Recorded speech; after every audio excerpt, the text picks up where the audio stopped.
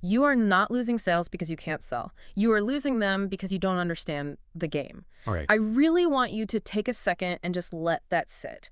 Because if you are operating in the world of business or entrepreneurship, or frankly, any field requiring persuasion, that reality changes basically everything. It really does. It flips the whole script. Exactly. You probably think your product is the hero. You think your features are undeniable. But human psychology, well, it doesn't actually care about your features. Not at all. You aren't losing out on opportunities because your pitch lacks some, I don't know, magical charisma.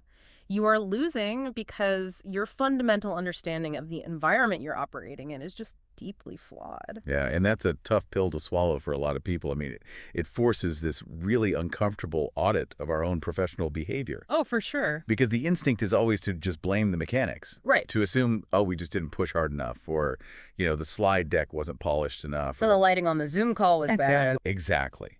But to realize that all that raw effort is being applied in the completely wrong direction, that requires stepping back and actually looking at the architecture of the game itself. Which is exactly what we are dissecting today. So for this deep dive, we are focusing exclusively on Chapter 1 of our source material, which is titled Welcome to the Game. Right. And in the next hour or so, you are about to learn why traditional pitching is essentially dead, why diagnosing problems is the true secret to success, and how mastering this concept called the gap is an absolute necessity. It is non-negotiable. Completely non-negotiable for anyone interested in business or just understanding how human beings make decisions. So, okay, let's unpack this. Yeah, let's do it. It's an incredible starting point because the text really challenges these deeply entrenched beliefs we have about relationships, pricing, and pitching. It really does. And to even begin to understand this, we aren't going to start in some high-rise boardroom. We actually start on a Pop Warner football field back in 1979. Yes, the football story. It is just such a brilliant environment to isolate that specific disconnect between, raw capability and strategic context. Right. So here's the setup. The author of our source material is 11 years old. It's his very first time playing competitive football. And he comes from this family of self-described hippies. Right, so no football on Sundays in his house. Exactly. He didn't grow up watching the sport at all. He is a complete blank slate when it comes to the rules. But physically, he's incredibly fast. He's super athletic. He's got the raw talent. Yeah, tons of it. So the coaches look at this raw physical talent and they make a completely standard assumption. They're like, oh, this kid is our new star running back. Which makes sense on paper, right? Right. So they pull him aside. They draw this massive, complex web of circles, X's, and arrows on a chalkboard. They're pointing out the offensive line, the holes he needs to run through. But you have to remember, to an 11-year-old with literally zero baseline exposure to the sport, that chalkboard is indistinguishable from abstract art. It's just squiggles. Yeah. What's fascinating here is that he is receiving all these tactical directives without any foundational understanding of the actual objective. And that lack of understanding manifests immediately. I mean, during the very first scrimmage, the quarterback hands him the ball and he just runs completely blindly. Just takes off. Just takes off. And he is instantly tackled for a loss right behind the line of scrimmage. And the coaches are, screaming, "Where were you going? The hole is on the left." But he has absolutely no idea what they mean. None. And the crazy thing is, his athletic execution was actually there. I mean, he took the ball and ran as fast as humanly possible, just like they wanted. Right, the hustle was there. The hustle was undeniable, but his understanding of the environment was literally zero. And, I would argue the failure there is entirely on the leadership. The coaches made this huge assumption that physical capability naturally includes environmental awareness. Well, absolutely. So when he failed as a running back, they try to fix it by just simplifying the tactical directive. They move him to defense. Specifically, the safety position. The last line of defense. Exactly. And they give him the most stripped-down instruction possible. They just say, run as fast as you can and tackle the guy with the ball. Which, I mean, it seems like a logical pivot, right? Like, let's just reduce the cognitive load for the kid. And for a while, it actually appears to work. Yeah. He describes flying around the field like a Tasmanian devil. He's tackling everybody in sight. He feels like a total superstar. He genuinely believes he is executing his job flawlessly. He does. But then we reach the climax of this story. So it's the end of the fourth quarter. It's 4th and goal for the opposing team. They are mere inches from the goal line. High stakes. Very high stakes. The quarterback drops back and he throws this highly questionable, super wobbly pass right to the receiver who was standing deep in the end zone. And our author is playing safety. Right. He is standing right next to the receiver. He has perfect position to just intercept the ball or even just bat it away. But he chooses not to engage the ball at all. No, he actively takes 2 steps backward. He just patiently watches the receiver catch the ball, secure it in his hands in the end zone, and then he lunges forward and executes this textbook tackle, bringing the kid straight to the ground. Just a perfect tackle. Perfect. He jumps up, he throws his hands in the air, celebrating what he totally believes is a game-saving play. Yeah. He looks over at his sideline expecting cheers, and instead his coaches and teammates are just staring at him in absolute horror. While the other team's going wild celebrating. Because the opposing team just scored a touchdown, and he basically facilitated it. He completely facilitated it. And he did it because he fundamentally did not understand how points were scored. Right. At 11 years old, he thought you had to literally carry the ball past those physical metal goalposts at the very back of the end zone to register a score. He thought the posts were like the finish line of a race. Right, because he didn't know the rules. He also had absolutely no concept of turnovers or interceptions. Because his own team was super run heavy and they never even passed the ball in practice. So he executed the coach's exact literal instruction. He tackled the guy who had the ball, but he lost the game because he was playing by rules that didn't exist in reality.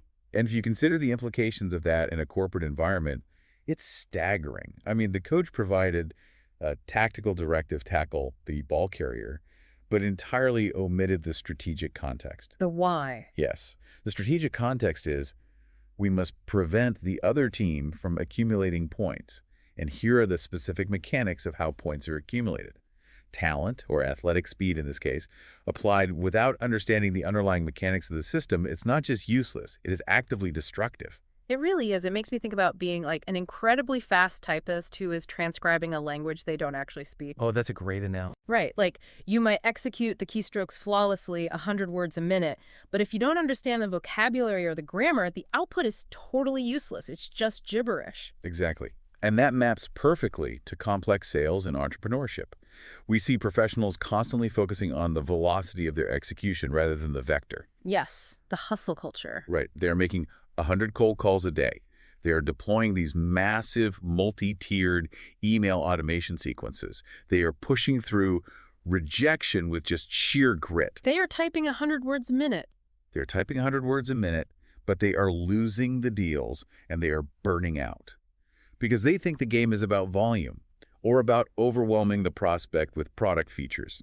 They are tackling the guy in the end zone and then wondering why they didn't get a promotion? Exactly. So if raw execution isn't enough, and we actually need to understand the game, what exactly is the objective of this game we are playing? Like, what is the actual goal here? Well, this casually leads us right into the concept of diagnosis. The core argument the author makes is simple but profound. The product does not drive the sale. Okay. The problem drives the sale. The problem drives the sale. That is a pretty massive shift in focus because companies spend millions, sometimes billions, developing these products. Oh, absolutely. The natural internal bias of literally any company is to believe that their product is the protagonist of the story. But the text synthesizes some really harsh data here. Let's hear it. It points out that 99% of cold emails get absolutely no answer. 99%. I mean, that is a statistical black hole. If you had a manufacturing process with a 99% defect rate, you would shut down the factory immediately. You would. But in outreach, we just accept it. And they fail because they don't highlight a problem that resonates. Or furthermore, Upwards of 80% of actual qualified deals are ultimately lost. wait, so meaning the salesperson actually got the meeting, had the conversation, did the work, and still failed to close 80% of the time. Precisely. Because the buyer ultimately determines that the problem just isn't worth solving. They stick with the status quo. Okay, I want to push back on that a little bit, though, just to stimulate some intellectual exploration for you listening. What if you have a genuinely superior product? Like, what if the features are just revolutionary? Shouldn't that win out eventually? It's a fair question, but the text is very firm on this. Yeah. Being a great salesperson means being a master diagnostician first. If a buyer doesn't recognize they have a problem, They won't even give you 15 minutes of their time. Even if the product is amazing. Exactly. If you can't diagnose a problem, no amount of sales skills or fancy product features will help you. Right. It's like, imagine going to a doctor. You walk into the clinic, and before you even say a word, the doctor immediately pitches you on this state-of-the-art robotic knee surgery. Right. Look at this amazing scalpel we have. Exactly. It's laser guided, it's incredible, and you're sitting there like, I'm here because I have a sore throat. It doesn't matter how good the surgery is, you are going to run out of that office because there was zero diagnosis. That is the perfect real-world scenario. If there's no pain diagnosed, the pitch is just noise. So the practical takeaway for you listening is you have to shift your focus entirely away from what your product or service does. Stop talking about the features and start focusing relentlessly on identifying the specific problem your target is actually suffering from. And that requires taking a hard look at why we fail when we don't do that. Which brings us to this grim reality the author outlines about the modern sales environment. Oh, the excuse culture. Yeah. So the text highlights this CSO Insights report from 2016, and it showed that only 53% of salespeople actually attained their quota. Barely half. Barely half. And it was actually down from 63% just 4 years earlier in 2012. And the author essentially reads the riot act here. He lists the specific excuses salespeople use constantly to explain this away. Oh, I've heard them all. We all have. The prospect went dark on me, or our price was just too high, or the competition swooped in at the last minute, or my favorite, I just have a cracky territory. Right. It's always something external. But the author's blunt thesis is that these are self-induced failings. Now, we shouldn't skip the nuance here, though. It's not that these external factors don't exist at all, right? Like sometimes a competitor does drop their price. Of course they do. The nuance is that it's not that these factors are myths. It's that salespeople create the situations that allow buyers to use these factors as escape routes. Ah, okay. Salespeople embolden prospects to demand, say, unavailable features, or they embolden them to walk away on price strictly because the salesperson hasn't established the true impact of the problem. Right. If I don't think my problem is that bad, I'm going to nickel and dime you on the price. Here's where it gets really interesting, though. The author calls out this modern reliance on selling tools.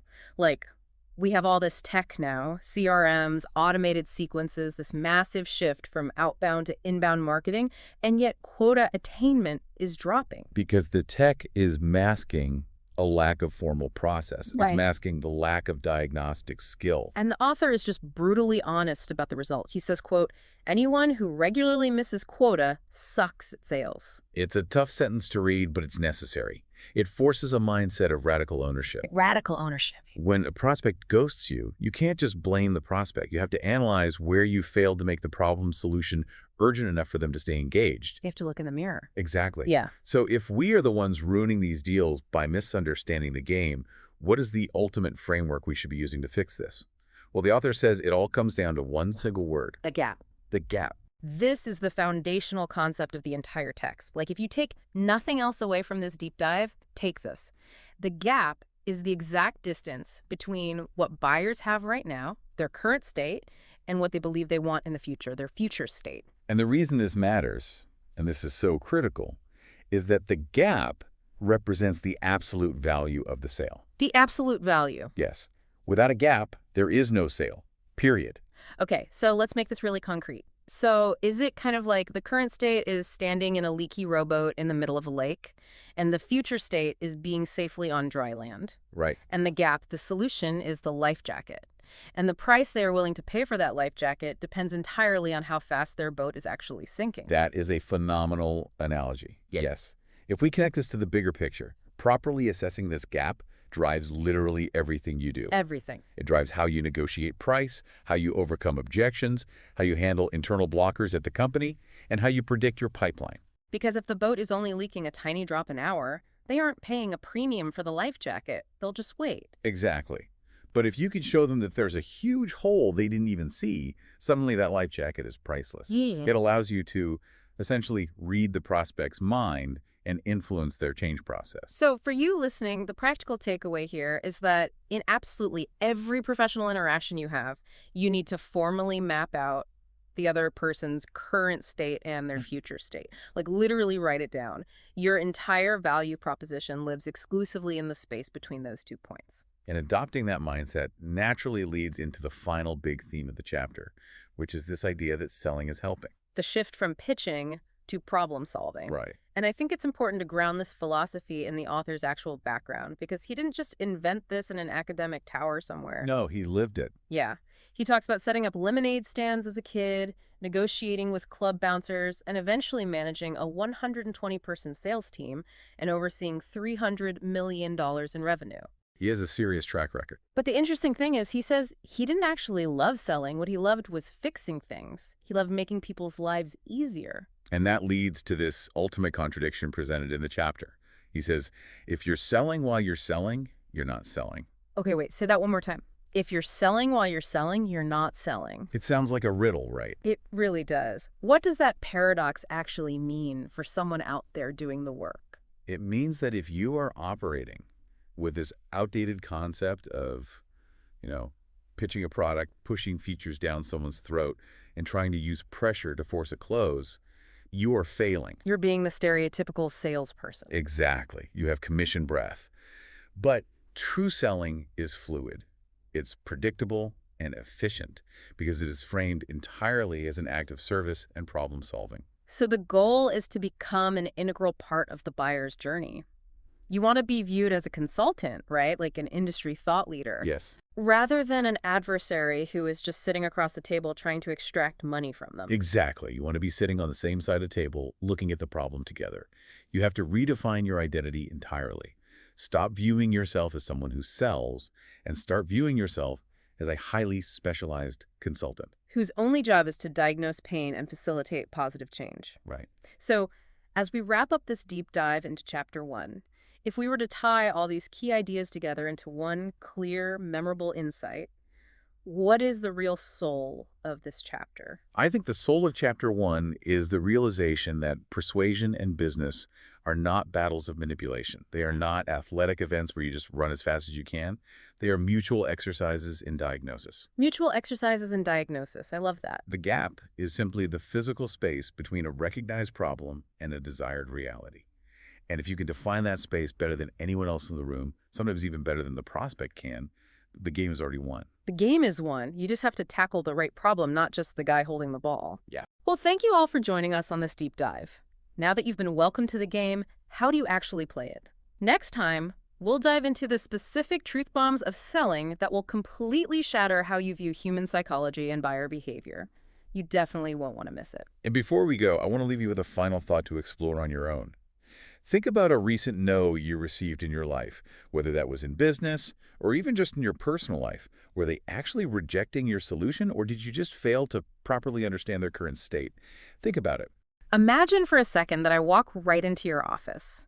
Like you are sitting there at your desk, the fluorescent lights are buzzing overhead, and you just have this blinding, splitting headache. Oh man, the absolute worst kind of headache. Right, exactly. It's the kind of headache that makes it hard to even look at your monitor without wincing. So I walk up, I reach into my pocket, and I place a tiny, completely unmarked white pill on your desk. And I tell you, this pill will cure your headache instantly. Okay, I'm listening. But the catch is, I want $1 million for it. Yeah, I would laugh you right out of the room. Totally. You'd probably offer me like 50 cents. Or maybe if you were truly desperate and had a major presentation in 10 minutes, maybe you'd offer me $5, but $1 million. Absolute no way. You'd think I was completely out of my mind. Security would be called for sure. Exactly. But let's rewind that exact scenario and change just one tiny detail. Let's say an hour before I walked into your office, you were sitting in a sterile room at a hospital, and a neurologist sat you down. Oh, this took a dark turn. It did, yeah. They looked at your MRI and told you that your headache was actually being caused by a highly aggressive, fatal brain tumor. You have weeks to live. Wow, okay. And then I walk into your office, put that exact same white pill on your desk, and tell you that it is the only known scientifically proven cure for that specific tumor on Earth.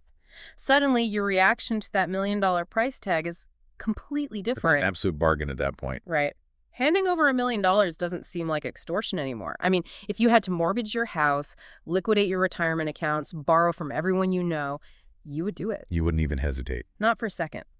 So, welcome to today's deep dive. I'm your host, and I'm here with our resident expert to talk about why that sudden shift in perspective happens. It's such a great thought experiment because that whiplash you feel, that massive, sudden shift in how you perceive the exact same object is Yeah. really the core tension of our deep dive today. Yeah, it completely shatters how we usually think about value. It really does. Hmm. If you look closely at that scenario, it exposes this massive flaw in how most of us understand commerce, influence, and just human decision-making in general. Hmm.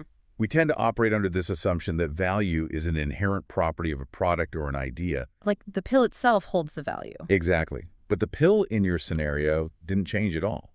The molecular structure of the tablet, the manufacturing cost, the packaging, none of that shifted. The only variable that changed was your perception of the magnitude of the problem that the pill was solving.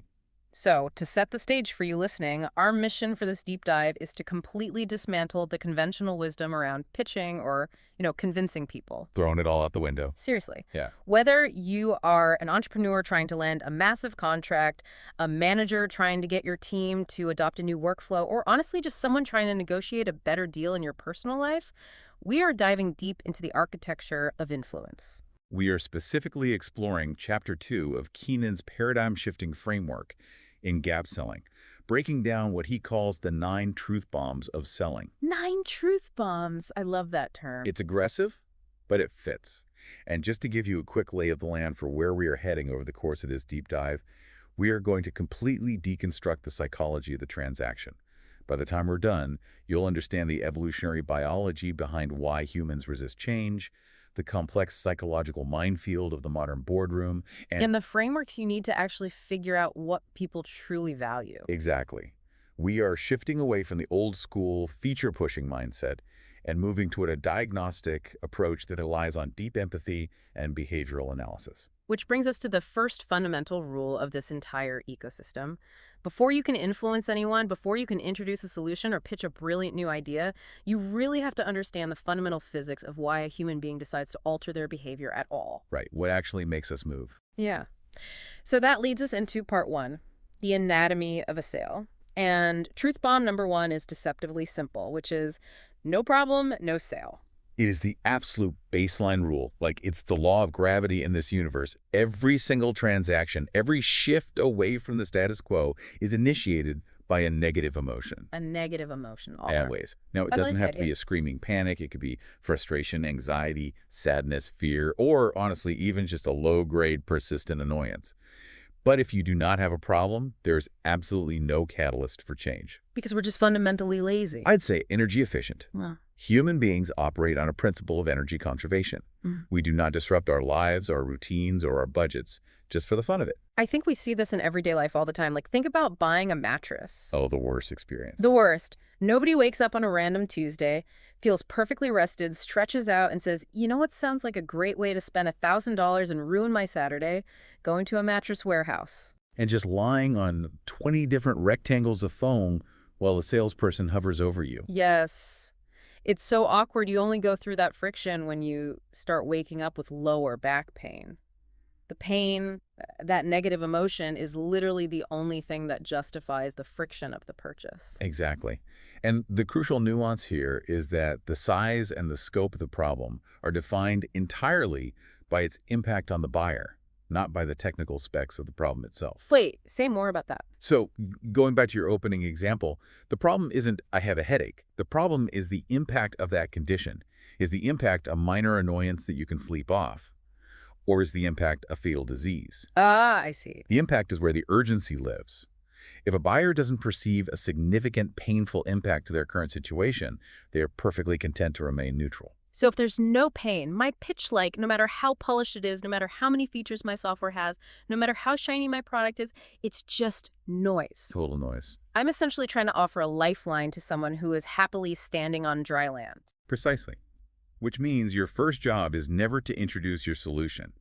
Your first job is to investigate if a problem actually exists, and if it does, to help the other person realize the full, bleeding extent of its impact. Okay, so if we establish that there must be a problem like a state of pain or frustration, then logically there must be a starting point where the pain happens and a destination where the pain stops, Right. which leads directly into truth bomb number 2. In every sale, there's a gap. Yeah, the gap. It's the conceptual, physical, and emotional distance between a customer's current state and their future state. The current state being the painful part. Exactly. The current state is where they are standing right now, experiencing that negative emotion, dealing with the friction, bleeding money, or suffering from inefficiency. And the future state. The future state is the reality they desperately want to inhabit, the place where the pain is gone, the money is saved, the efficiency is realized. The space between those two realities is the gap. And the rule of thumb here is that the larger the gap, the more valuable the solution. Right.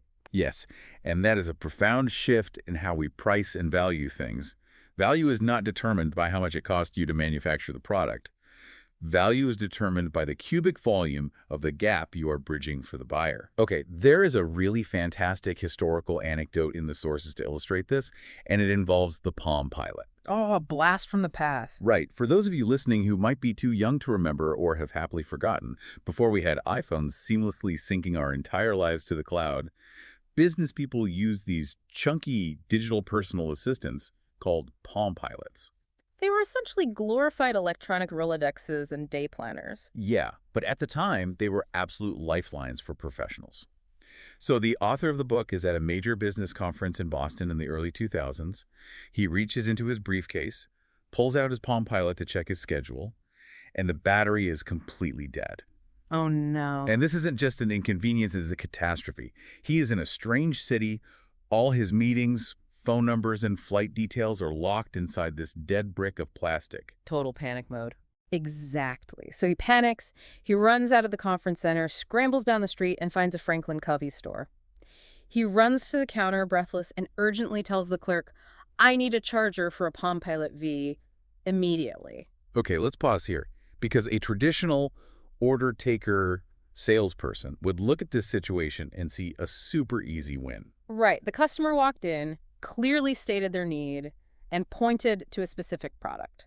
The traditional response is to ring up the charger, take the cash, and say, "Have a nice day." And on the surface, that seems like good customer service. The salesperson fulfilled the stated need. But that's not what happened. No, and this is where the diagnostic approach completely flips the script. The clerk behind the counter doesn't just ring him up. He puts the charger on the counter, looks at the author, and asks a highly specific diagnostic question. What did he ask? He says, "Let me ask you something.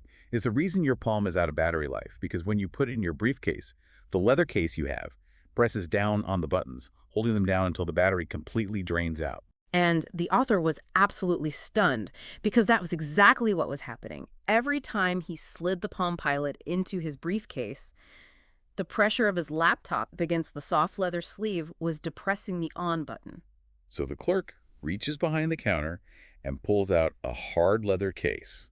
It looks very similar to the one the author already owned, but it had a rigid spine and specific grooves cut into the inside. Oh, designed explicitly so the buttons couldn't be pressed while it was compressed in a bag? Exactly. The clerk ended up selling him the charger so he could survive the day, and the $80 specialized leather case. That's brilliant. It is. The author walked into the store completely convinced that his problem was a lack of a charger.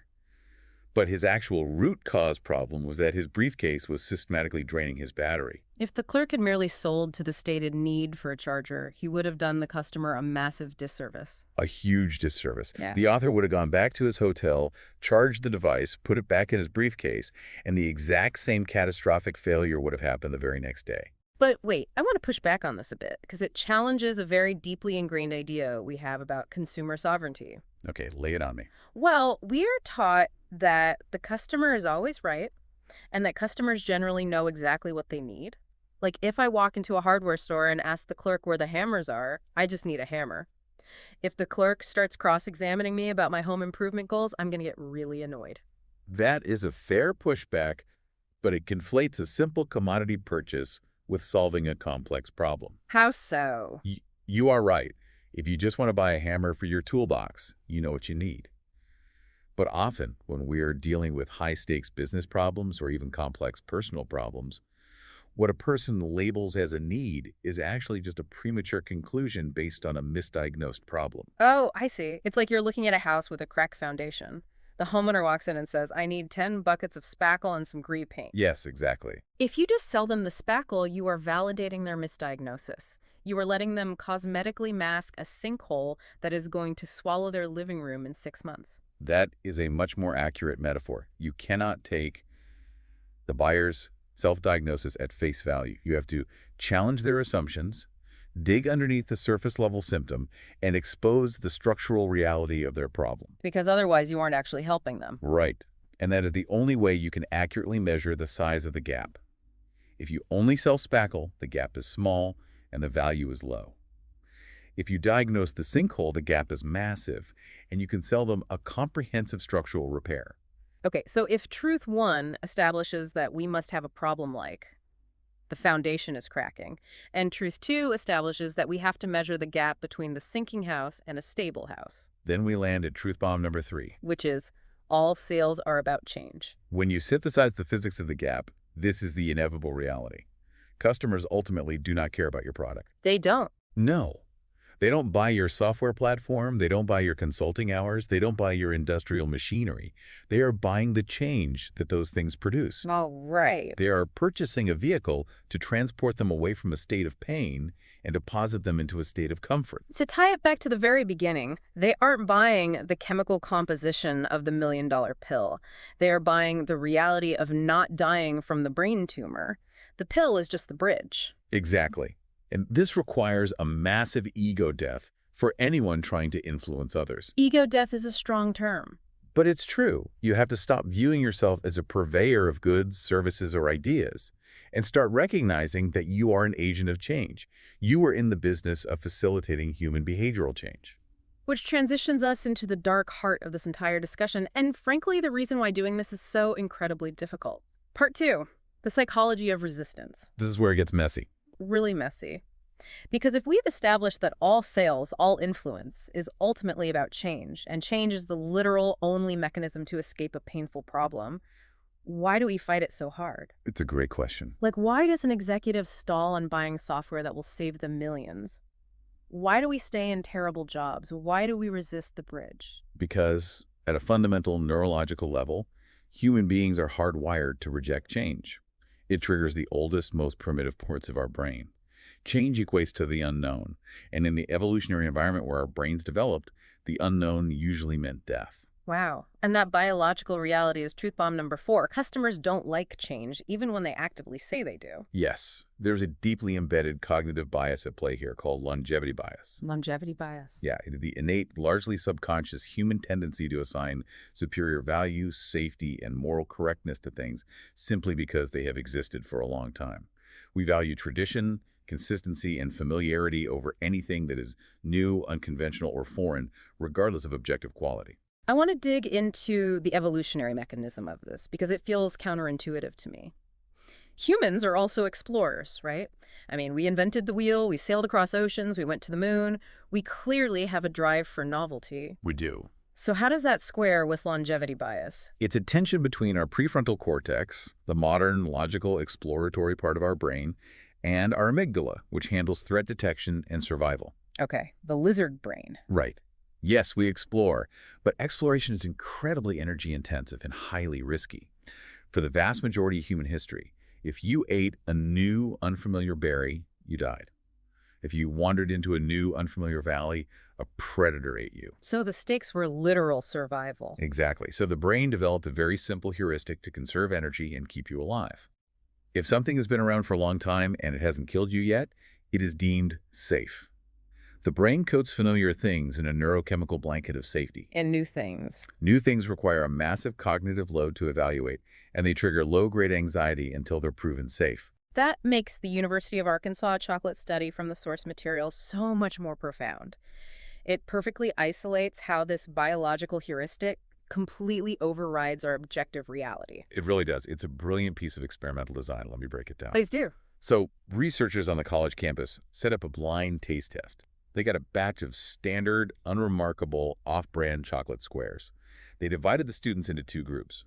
To the first group, they handed out the chocolate and said, "This chocolate is from a heritage brand that has been on the market for 73 years. Establishing the longevity, triggering that sense of safety. Exactly. Then, to the second group, they handed out the exact same chemically identical squares of chocolate, but gave them a different narrative. They said, this is a brand new, disruptive chocolate brand that has only been on the market for 3 years. And the results were drastically different, It right? was night and day. The students who thought they were eating a 73-year-old brand gave it glowing reviews. They described it as smooth, rich, complex, and high quality. And the other group, The students who thought they were eating a 3-year-old brand rated it terribly. They called it waxy, artificial, not sweet enough, just generally meh. they were eating the exact same piece of candy. I know. But here is the most fascinating part. When the researchers interviewed the students afterward and asked them to rank the factors that influenced their rating, both groups explicitly claimed that the age of the brand was the least important factor. Wait, really? Yes, they genuinely believed they were making an objective evaluation based purely on taste. Wow. So their conscious brains, their prefrontal cortexes were saying, I am a rational consumer. I am judging this purely on its merits. But their subconscious brains were entirely hijacked by longevity bias. The narrative of 73 years made the chocolate literally taste better to them. Yes. And this is the massive hurdle you face every time you try to introduce a new idea or a new product. Even when a buyer sits across from you and claims they are desperate for innovation, completely open-minded and looking for a new direction, their subconscious is desperately craving the safety and legitimacy of the established status quo. So they will look at your shiny new solution and their brain will tell them it tastes waxy. Exactly. Which means we can never treat influence as a purely logical exercise. You can't just hand someone a spreadsheet showing that your software is 20% faster and expect them to logically accept it. Nope. Logic won't win that fight. Which brings us to truth bomb number 5. Sales are emotional. Because change is deeply, terrifyingly emotional.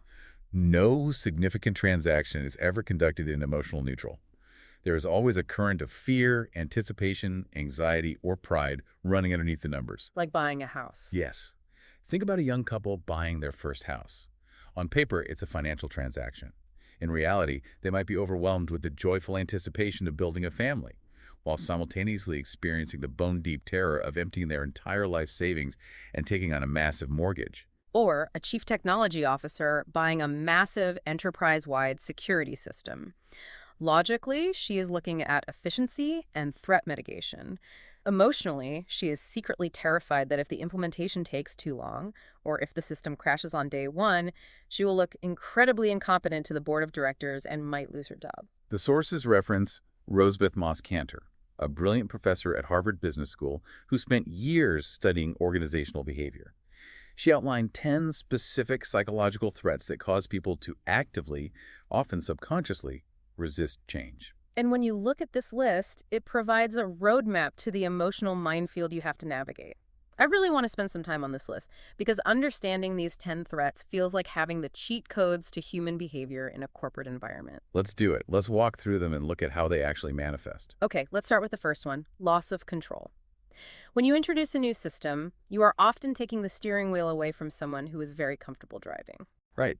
Imagine you are selling a highly automated collaborative software system. It allows everyone in a global department to input data and make changes instantly. Logically, it's vastly more efficient. But emotionally, you have to consider the gatekeeper. Let's call her Jeannie. Jeannie has been the department manager for 15 years.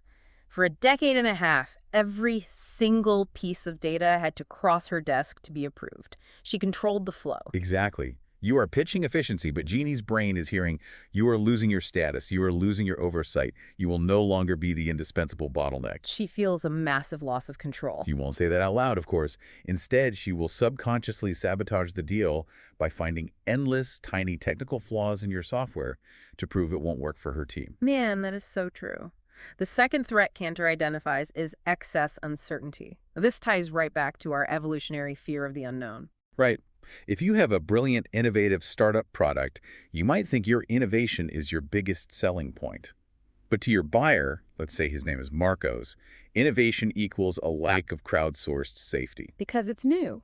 Yes, if your product is brand new, there aren't 100 other companies using it, there are no case studies spanning a decade. Marcos wants to be seen as a smart, reliable decision maker. It feels infinitely safer for his career to stick with the clunky, inefficient legacy software everyone else uses, rather than risk his professional reputation on unproven tech. Because if your startup fails, he looks like a fool for trusting you. Exactly. That leads directly into the third threat, surprises. Nobody likes having a new reality spring on them without warning. If you drop a massive proposal on a client's desk without having involved them in the formulation process, their immediate reaction will be defensive, simply because they weren't prepared for the cognitive load of evaluating it. And the fourth threat exacerbates that. Everything seems different, or the threat of too much change at What's once. trying to boil the ocean? Exactly. Even if a company knows they need a total overhaul of their logistics, their HR, and their billing, trying to change all three simultaneously will trigger a psychological shutdown. The human brain can only process so much disruption before it retreats to the safety of the known. Okay, the fifth threat is one that I think is incredibly powerful and often completely overlooked. Loss of face. Admitting that you need to change often requires admitting that what you are currently doing is wrong or at least suboptimal. This is a huge factor, especially in B2B sales.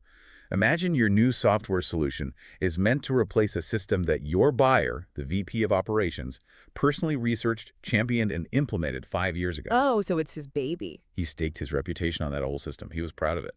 So if he agrees to buy your new system, he feels like he is tacitly admitting to his boss that his old system was a failure. Exactly.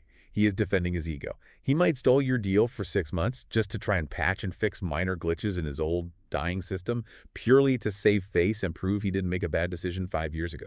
Threat number 6 is concerns about competence. This is the imposter syndrome threat, right? Yep. You pitch a highly advanced AI-driven analytics tool to a marketing team.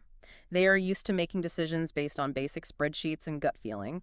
Your tool is objectively better, but the marketing director is secretly terrified that she isn't smart enough to understand the new AI outputs. She fears she will look incompetent in front of her younger, more tech-savvy staff. So she rejects the tool, claiming it's too complex for our current needs. Threat number 7 is brutally practical. More work. Change always requires an initial spike in effort. Even good change. Even the best change. Even if your new software will eventually save a team 20 hours a week, the implementation, data migration, and training phase will require them to work 50-hour weeks for a month. If they're already burning out, they will reject the long-term salvation to avoid the short-term pain. Threat number 8 is the ripple effect. You aren't just changing one thing, you are dropping a stone in a pond. If you change the sales commission structure to drive better behavior, you aren't just affecting sales. You're touching everything. Right. You are altering how payroll processes checks, you are changing how finance forecasts revenue, and you might even be impacting the cultural dynamic between sales and marketing. A buyer will look at those ripples and think, I don't have the political capital to fight all those battles. Threat number 9 is past resentments. The ghost of failed changes past. Ooh, institutional trauma. Yes. If the company tried to implement a massive software rollout 3 years ago and it was a catastrophic, expensive failure that got people fired, the organization carries trauma. When you walk in with a new proposal, they aren't evaluating you. They are projecting the trauma of the last vendor onto you. And finally, threat number 10, real threat. Sometimes the fear isn't psychological, it's existential. Yes. If you are selling automation robotics to a manufacturing plant, the union rep isn't resisting because of excess uncertainty. They are resisting because your product is explicitly designed to eliminate their jobs. The threat is real, tangible, and deeply rational from their perspective. Hearing you lay out all 10 of those threats, it genuinely sounds exhausting. I mean, we aren't just talking about business anymore. We are talking about navigating a psychological minefield, tiptoeing around egos, traumas, and deep-seated fears. It reminds me of the body's immune system when dealing with an organ transplant. That is a phenomenal metaphor. Let's explore that. Okay, so if a patient has a failing heart, they will die without a transplant. The new heart is objectively the only solution. The problem is fatal, the gap is clear. Right. But when the surgeon puts that new, healthy heart into the chest cavity, the body's immune system doesn't look at it and say, oh, thank goodness this is going to save us. The immune system only operates on a binary of familiar versus foreign. It doesn't care that it's a better heart. Exactly. It recognizes the new heart as foreign, and it immediately unleashes a massive, coordinated attack to destroy the very thing that is trying to keep the body alive. That is exactly how corporate culture operates. Middle management, established workflows, and legacy systems act as the organizational immune system. When you introduce a new, healthy process, the transplant, the immune system attacks it because it is foreign. Because it's not the old familiar heart. Jeannie's loss of control, Marcos's uncertainty, the VP's loss of face. Those are the white blood cells attacking your proposal. You have to administer psychological immunosuppressants before the body will accept the change. Which begs the ultimate question. If humans are wired to resist change, if our brains equate longevity with safety, and if every new idea is attacked by the immune system of ego and fear, how does anyone ever buy anything? How does progress ever happen? That is truth bomb number 6. Customers DO like change when they feel it's worth the cost. So we all have the subconscious calculus happening in our heads, a threadometer. Exactly. The human brain is constantly running an algorithmic cost-benefit analysis. People will only drop their defenses. They will only suppress the immune response, embrace the pain of learning a new system, pay the exorbitant price, and risk their reputation if they can vividly, tangibly envision a future state that vastly, overwhelmingly outweighs the temporary discomfort and risk of the change. It's a mathematical equation. The perceived value of the future state minus the perceived comfort of the current state must be exponentially greater than the cost of change. If that equation doesn't yield a massive positive number, they will take the path of least resistance every single time. And the path of least resistance is always sticking with the status quo. Even if the status quo is terrible? Even if the status quo is painful, it is a familiar pain. People will choose a familiar pain over an unknown risk 9 times out of 10. Okay, so this brings us to the critical juncture of the deep dive. Part 3. The mechanics of empathy in action. We understand the physical anatomy of the gap. We understand the evolutionary biology and the complex psychological immune system that defends the status quo. The theory is clear. Now, how do we practically execute? Right, where the rubber meets the road. Exactly. How do you, as a professional, actively dismantle those barriers and guide a human being safely across the gap? The transition from theory to practice relies on truth bomb number 7. Asking why gets customers to yes. The word why, it seems so rudimentary, almost childish. It seems childish because we usually deploy it lazily. But when used deliberately, why is the most powerful diagnostic scalpel you have. A scalpel. Yes, it is the only tool that can cut through the surface-level symptoms and uncover the intrinsic motivation hiding underneath. If you don't know why a customer wants to change, you will never be able to present a future state that satisfies their subconscious threatometer. You cannot simply accept the literal words a buyer says as the complete truth. There is an incredible example in the sources that highlights exactly how dangerous it is to ignore the why. It involves 2 different managers, Manager A and Manager B. This is a perfect case study in intrinsic motivation. Both Manager A and Manager B come to you, an IT consultant, with the exact same request. They both say, verbatim, I want to purchase a new productivity and delegation software system for my team so that I can work from home more often. On a technical surface level, the problem is identical. The stated need is identical. Right. And if you're a traditional order taker, you don't ask why. You take your request at face value. You sell them both your top-tier productivity system. It's a robust platform that requires the manager to be logged into a central dashboard, monitoring their team's keystrokes, approving workflows in real time, and essentially being glued to a high-definition monitor in their home office for 8 hours a day. And for Manager A, this is a massive success, but we only know it's a success if we look at his intrinsic motivation. If you had asked Manager A why he wanted to work from home, he would have told you that his daily commute is 2 hours each way.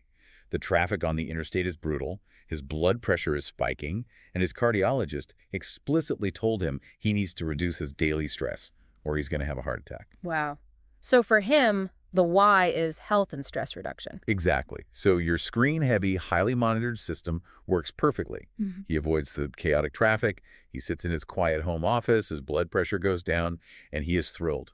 You bridged his gap. But then you look at Manager B. If you had asked her why she wanted to work from home, she would have revealed a completely different universe of motivation. She is about to adopt special needs twins. Oh, wow. Yeah.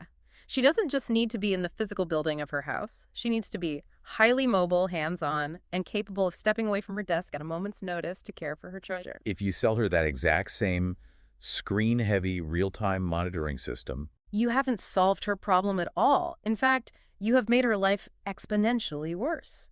You traded her office problem for a home problem. She is now tethered to a monitor while her toddlers need her in the next room. You failed to understand the human reason driving the business request. it's incredible. The exact same stated problem, requiring 2 entirely different solutions because the intrinsic motivation, the hidden why, was different. It reminds me of the interpersonal dynamics in a marriage or living with a roommate. Oh, I know where this is going. You might have a massive argument about someone leaving dirty dishes in the sink. The stated problem is the dishes, but the dishes aren't the real problem. Exactly. The intrinsic motivation for the argument is respect. The person who is angry feels that leaving the dishes is a sign that their time and effort aren't valued. The what is the dishes. The why is the feeling of being disrespected. If you just buy a dishwasher to solve the what, but continue to be dismissive of their time in other ways, the arguments won't stop. You didn't solve the why. Okay, I fully buy into the power of why. But practically speaking, how do you do this in a professional setting without sounding like a toddler who just learned their favorite new word? Right. Why? Why? Why? Exactly. If a CEO says they want to increase revenue, and I say why, and they say to make more money, and I say why, it's going to get combative very quickly. That is the danger. You can't just repeat the word why like a malfunctioning robot. You have to use frameworks like the 5 whys developed by Toyota, but wrap them in conversational empathy. Instead of aggressively asking, why do you want to increase revenue? Yeah. You pivot to impact. How so? You ask, if you don't hit that revenue target this quarter, what happens to the expansion plans you mentioned earlier? Yeah. You are still asking why, but you are framing it around the structural reality of their business. Which requires you to actually know something about the structural reality of their business before you walk into the room. Exactly. And that is the perfect segue into truth bomb number 8.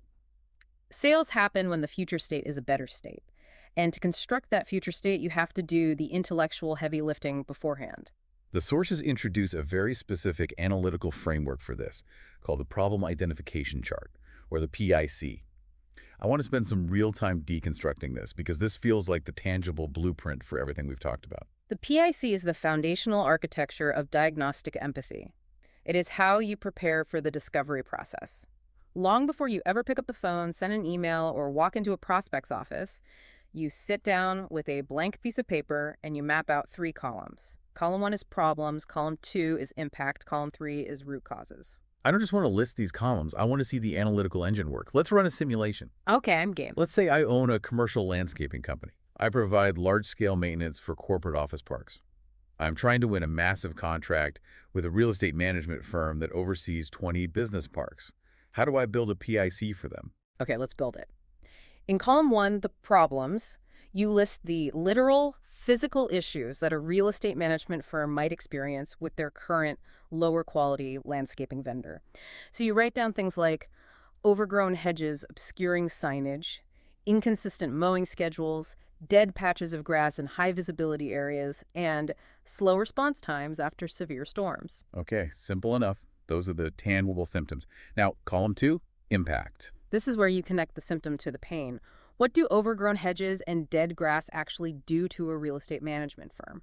The impact isn't just aesthetic, it's financial. So in column 2, you write, decreased curb appeal leading to lower tenant retention, inability to justify premium lease rates to new commercial tenants, increased tenant complaints requiring the property manager to waste time apologizing instead of leasing, potential safety liabilities from uncleared storm debris. The impact is where the bleeding happens. I see it. You elevate the conversation from we cut grass to we protect your premium lease rates. Precisely. Now we move to column 3, root causes. This is where you prove your deep industry expertise. Why is their current vendor failing to mow consistently and leaving dead patches? You deduce the structural reasons. In column 3, you write, the current vendor has high employee turnover due to low wages. They are using outdated, poorly maintained equipment. They lack a centralized digital scheduling system. They don't have dedicated account managers for emergency response. So when I finally walk into the meeting with the VP of this real estate firm, I don't sit down and ask a weak, open-ended question like, so what keeps you up at night regarding your landscaping? No, because that forces them to do the diagnostic work for you. Instead, you use the PIC to lead the conversation. You walk in and say, in our experience working with property managers of your scale, we often see that inconsistent maintenance schedules lead directly to tenant complaints and make it harder to justify premium lease renewals. And usually we find that's driven by vendors who lack a centralized digital dispatch system. Is that a ripple effect you're currently experiencing across your properties? But hold on. Isn't there a risk of sounding presumptuous? You are walking in and essentially diagnosing them before you've examined the patient. What if my hypothesis is wrong? It is a hypothesis, not a rigid script. You are offering a highly educated medical opinion based on symptoms typical for their demographic. Even if you are slightly off, you have demonstrated that you understand the complex machinery of their business. You instantly elevate yourself from a landscaper pushing a mower to a risk mitigation partner. You've shown that you understand the current state, which makes them trust your vision of the future state. That distinction between pushing your own agenda and proving you understand their world brings us to the final truth bomb of the deep dive. Truth bomb number 9. And this one is wonderfully, unapologetically blunt. No one gives a shit about you. It is blunt, it is aggressive, and it is the most vital reality check anyone in business can receive. We have experienced a massive structural transition as a society. We have moved from the tell me economy to the show me economy. Let's explore the mechanics of that shift, because I think a lot of legacy business practices are still stuck in the old model. In the pre-internet tell me economy, information asymmetry was heavily skewed in favor of the seller. If you walked into a buyer's office in 1995, they had no idea who you were. They couldn't pull out a smartphone and check your reviews. Therefore, the established protocol was that the salesperson had to spend the first 15 minutes of the meeting explaining who they were, how long their company had been in business, what awards they had won, and who their other clients were. There was literally no other mechanism for the buyer to assess credibility. You had to tell them you were trustworthy. But the internet completely inverted that information asymmetry. Exactly. Now we live in the show me economy. Before you even scan your badge at the front desk of their building, the buyer has Googled you. They have looked at your LinkedIn profile, they have read your company's Glassdoor reviews, they have downloaded your white papers, and they have probably asked a colleague in a private Slack channel what they think of your software. They already know who you are. So if you walk into that room and act like it's 1995, If you waste the first 10 minutes of a meeting talking about your company's history, you are sending a devastatingly clear two-part message. First, you are telling them that you are oblivious to modern business practices and don't value their highly constrained time. Second, and much more dangerously, you are proving that you care significantly more about your own ego than you do about their bleeding neck. the book provides an incredibly cringeworthy yet universally relatable anecdote about this. The story of Mondi with an I from Blot Print Services. Oh, it is so painful to read because everyone has been trapped in a room with a Mondi. The scenario is simple. The buyer, Ted, is a busy manager. He agrees to a quick meeting with Mondi because he is experiencing an acute, highly frustrating problem. His office printers are constantly jamming, and his team is complaining about it daily. He just wants unjammed printers. He wants the pain to stop. So Mondi walks in. Instead of diagnosing the gap, she defaults to the Tell Me Economy script. She walks in, shakes his hand, opens a glossy brochure, and immediately launches into a heavily rehearsed 10-minute monologue about Blot Print Services. She talks about her company's founder, Jim. She explains Jim's childhood fascination with calligraphy. She details his years volunteering for Greenpeace in the 1980s, which is why Blot Print Services is so committed to sustainability. She lists the fact that they have 1,300 locations globally, and she proudly proclaims that their eco-friendly toner can actually double as fertilizer for rose bushes. And meanwhile, Ted is just sitting there across the desk, his eyes glazing over, completely miserable, listening to this history lesson about a man named Jim, when all he can think about is the paper jam in copy room B that is delaying his quarterly reports. Mondi lost the sale before she even got to her pricing sheet. She triggered Ted's organizational immune system because she proved she had zero empathy for his current state. She made the interaction entirely about her identity, her company's history, and her product features. She didn't ask a single why. She didn't build a PIC. She didn't establish a gap. She just demanded that he care about her. It's the ultimate failure of empathy. When you talk about yourself, you are asking the client to carry the cognitive load of figuring out how your history applies to their problem. And as we established in Truth Bomb 1, humans conserve energy. They won't do that work for you. So as we pull all of these threads together, the physics of the gap, the evolutionary biology of resistance, the deep diagnostic architecture of the PIC, and the brutal reality of the show-me economy, what does this all mean? When we synthesize these 9 truth bombs, we arrive at a really profound, cohesive insight. The soul of this chapter, and truly the soul of this entire methodology, is a redefinition of what it means to sell or to influence. True influence is not manipulation. It is not coercion. It is not talking fast or having the slickest slide deck. True influence is a diagnostic act of profound empathy. It is shifting your identity from being a vendor of products to being a partner in behavioral change. Your job is not to force a piece of software or a new idea onto a resistant buyer. Your job is to help another human being safely navigate that terrifying psychological chasm between their painful current reality and a much better future state. You are a guide across the gap. You are the one who helps them bypass their own evolutionary immune system. But this synthesis raises a crucial and somewhat uncomfortable point for us to think about as we wrap up today's exploration. We've established unequivocally that you absolutely cannot guide anyone across that gap without deeply, intimately understanding their current state. You have to know where they are standing before you can tell them where to walk. But how much do we ever truly know about the reality we are operating in? Exactly. Yeah. I want to leave everyone listening with a final thought to mull over. Think about a major purchase or a significant life change you recently considered, but ultimately rejected. Maybe you looked at a new software platform for your business or considered moving to a new city, but you pulled out at the last minute. Ask yourself, were you actually rejecting the objective quality of the product or the city? Or, if you're being brutally honest with yourself, did your subconscious threatometer spike? Were you just terrified of the cognitive load and the unknown reality of the future state? We all have a profound tendency to be blind to the dysfunction of our own status quo simply because it's familiar. We fall victim to our own longevity bias. We eat the waxy chocolate and tell ourselves it's delicious because we are afraid of trying a new brand. Precisely. And in our next deep dives, we're going to pivot from the theoretical to the intensely practical. We're going to explore exactly how to decode the hidden structural realities of where your customers, and maybe even you, are truly standing today. Because if you misdiagnose the starting line, you will never, ever reach the finish line. I cannot wait for that conversation. It is going to be incredibly illuminating. To all of you listening, thank you so much for joining us on this exploration. We know your time and your attention are incredibly valuable, and we appreciate you spending it with us, diving deep into the hidden machinery of how we make decisions. Until next time, remember the dynamic of that $1,000,000 pill, challenge your own longevity bias, and always keep looking for the real root of the problem. Picture this. You are sitting in your kitchen, and right in front of you, there's a high chair, and in that high chair is a baby. Okay, setting the scene. Right. And you are holding a tiny spoon that is just, like, completely loaded with mashed potatoes. A classic. Yeah, and this is a food this baby has happily devoured for the last 3 weeks straight.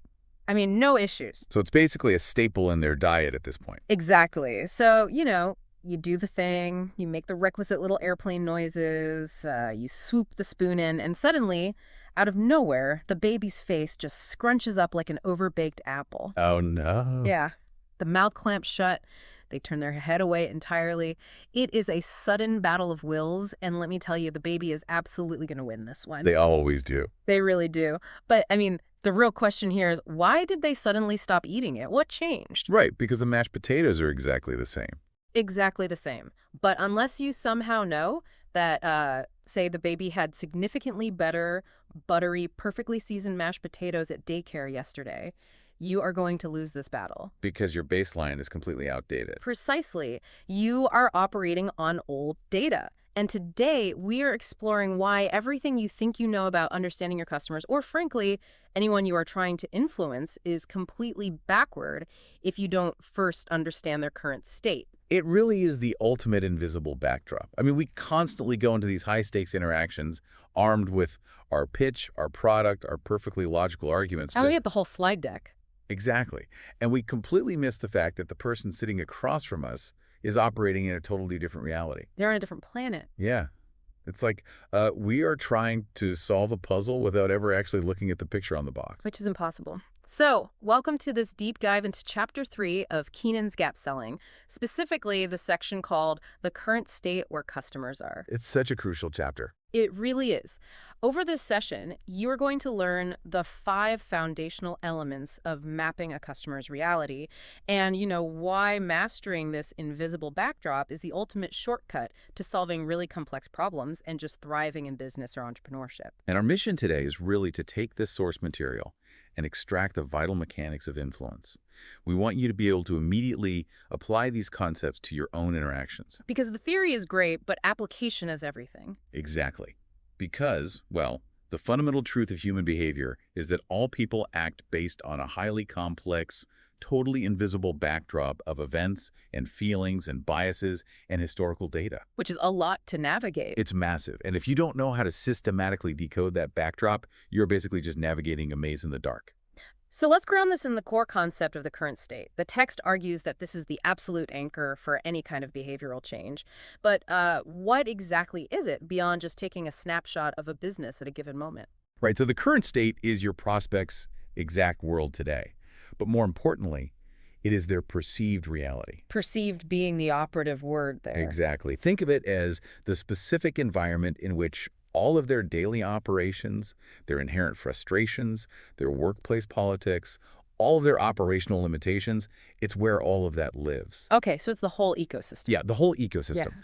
When you are trying to influence someone, whether you are selling a multi-million-dollar enterprise software package or offering specialized consulting services, or even just trying to get your internal team to adopt a new communication workflow, you are ultimately selling change. Which people notoriously hate. People despise change. Yeah. You're asking them to abandon the known for the unknown. Right. But human psychology dictates that a person cannot and will not change unless they feel a strong enough discomfort with where they are right now. Right. And the current state is the precise location where that discomfort lives. Now, the text makes a pretty bold claim here. It states there is a direct correlation between how much you know about a buyer's current world and your probability of successfully helping them. And by extension, winning the deal or securing the promotion. Right. The current state basically acts as the unique identifier for every single prospect or colleague you interact with. Like a fingerprint. Exactly like a fingerprint. If you don't understand the intense nuance of their specific world,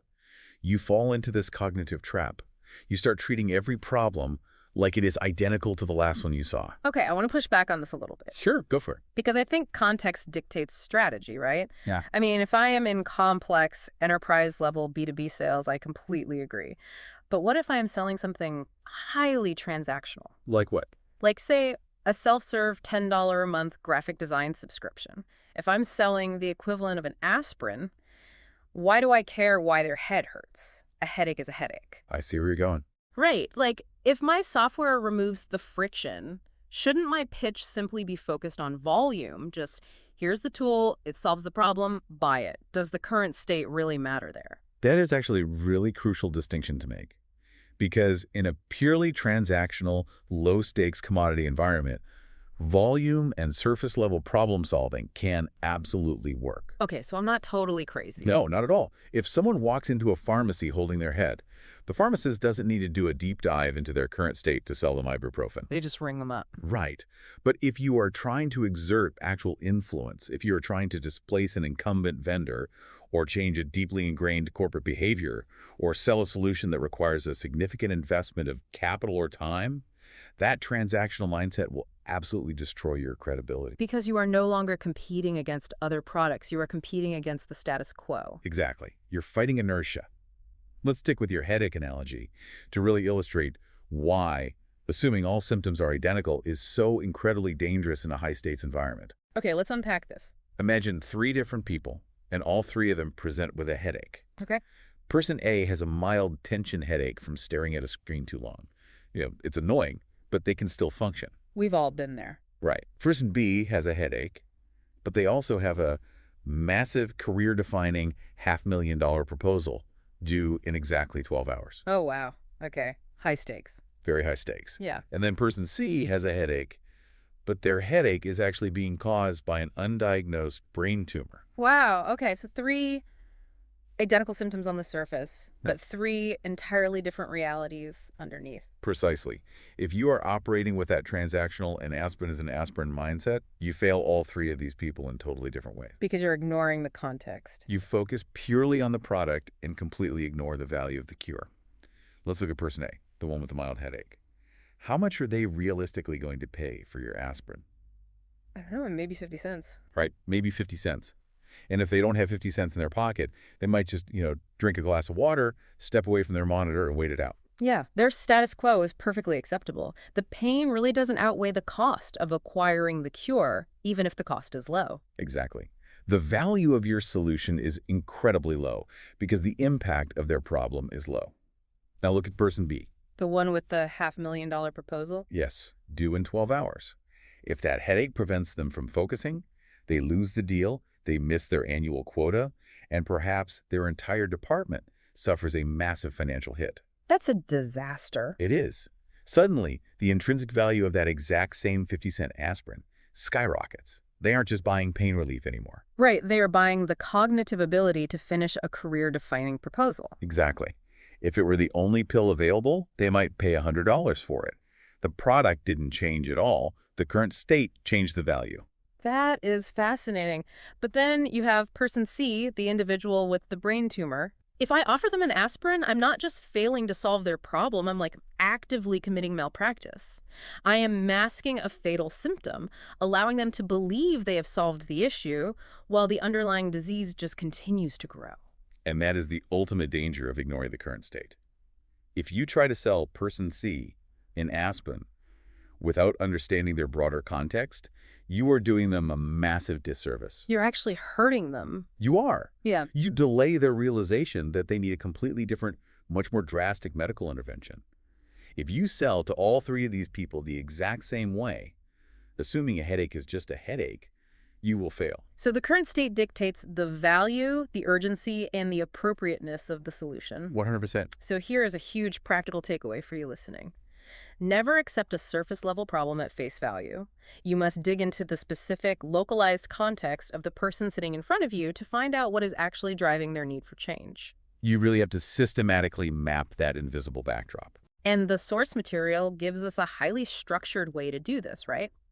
You don't just guess at their current state through casual conversation. You deconstruct it using 5 specific logical layers. Yes, 5 elements. And it all starts with the first element, discovering the facts. Now, when we say facts, we need to be very clear about what we mean here. We aren't talking about checking their company's Wikipedia page, or knowing what year they were founded, or memorizing their latest quarterly earnings report. No, far from it. Those are vanity metrics. Vanity metrics, I like that. Yeah, when we talk about facts in the context of the current state, we mean the literal, physical, day-to-day operational realities of how that customer and their business function. It is a pure, rigorous fact-finding mission.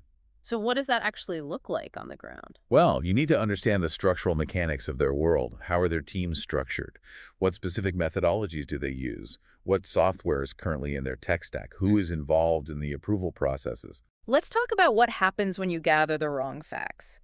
Because, I see this happen all the time. Oh, it's incredibly common. Let's say a vendor is trying to sell specialized cybersecurity software to a mid-sized logistics company. And they do their research. They know the logistics company just acquired a smaller rival.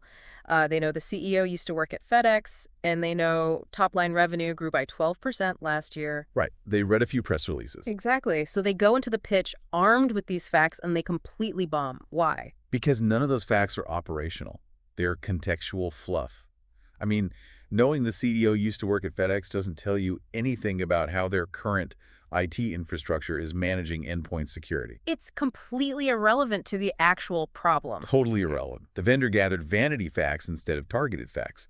To really understand the current state, you have to ask highly specific questions related to the environment your specific solution will actually touch. So, using the text's example of selling project management software, what kinds of operational facts should that vendor be looking for? You want to know the mechanics.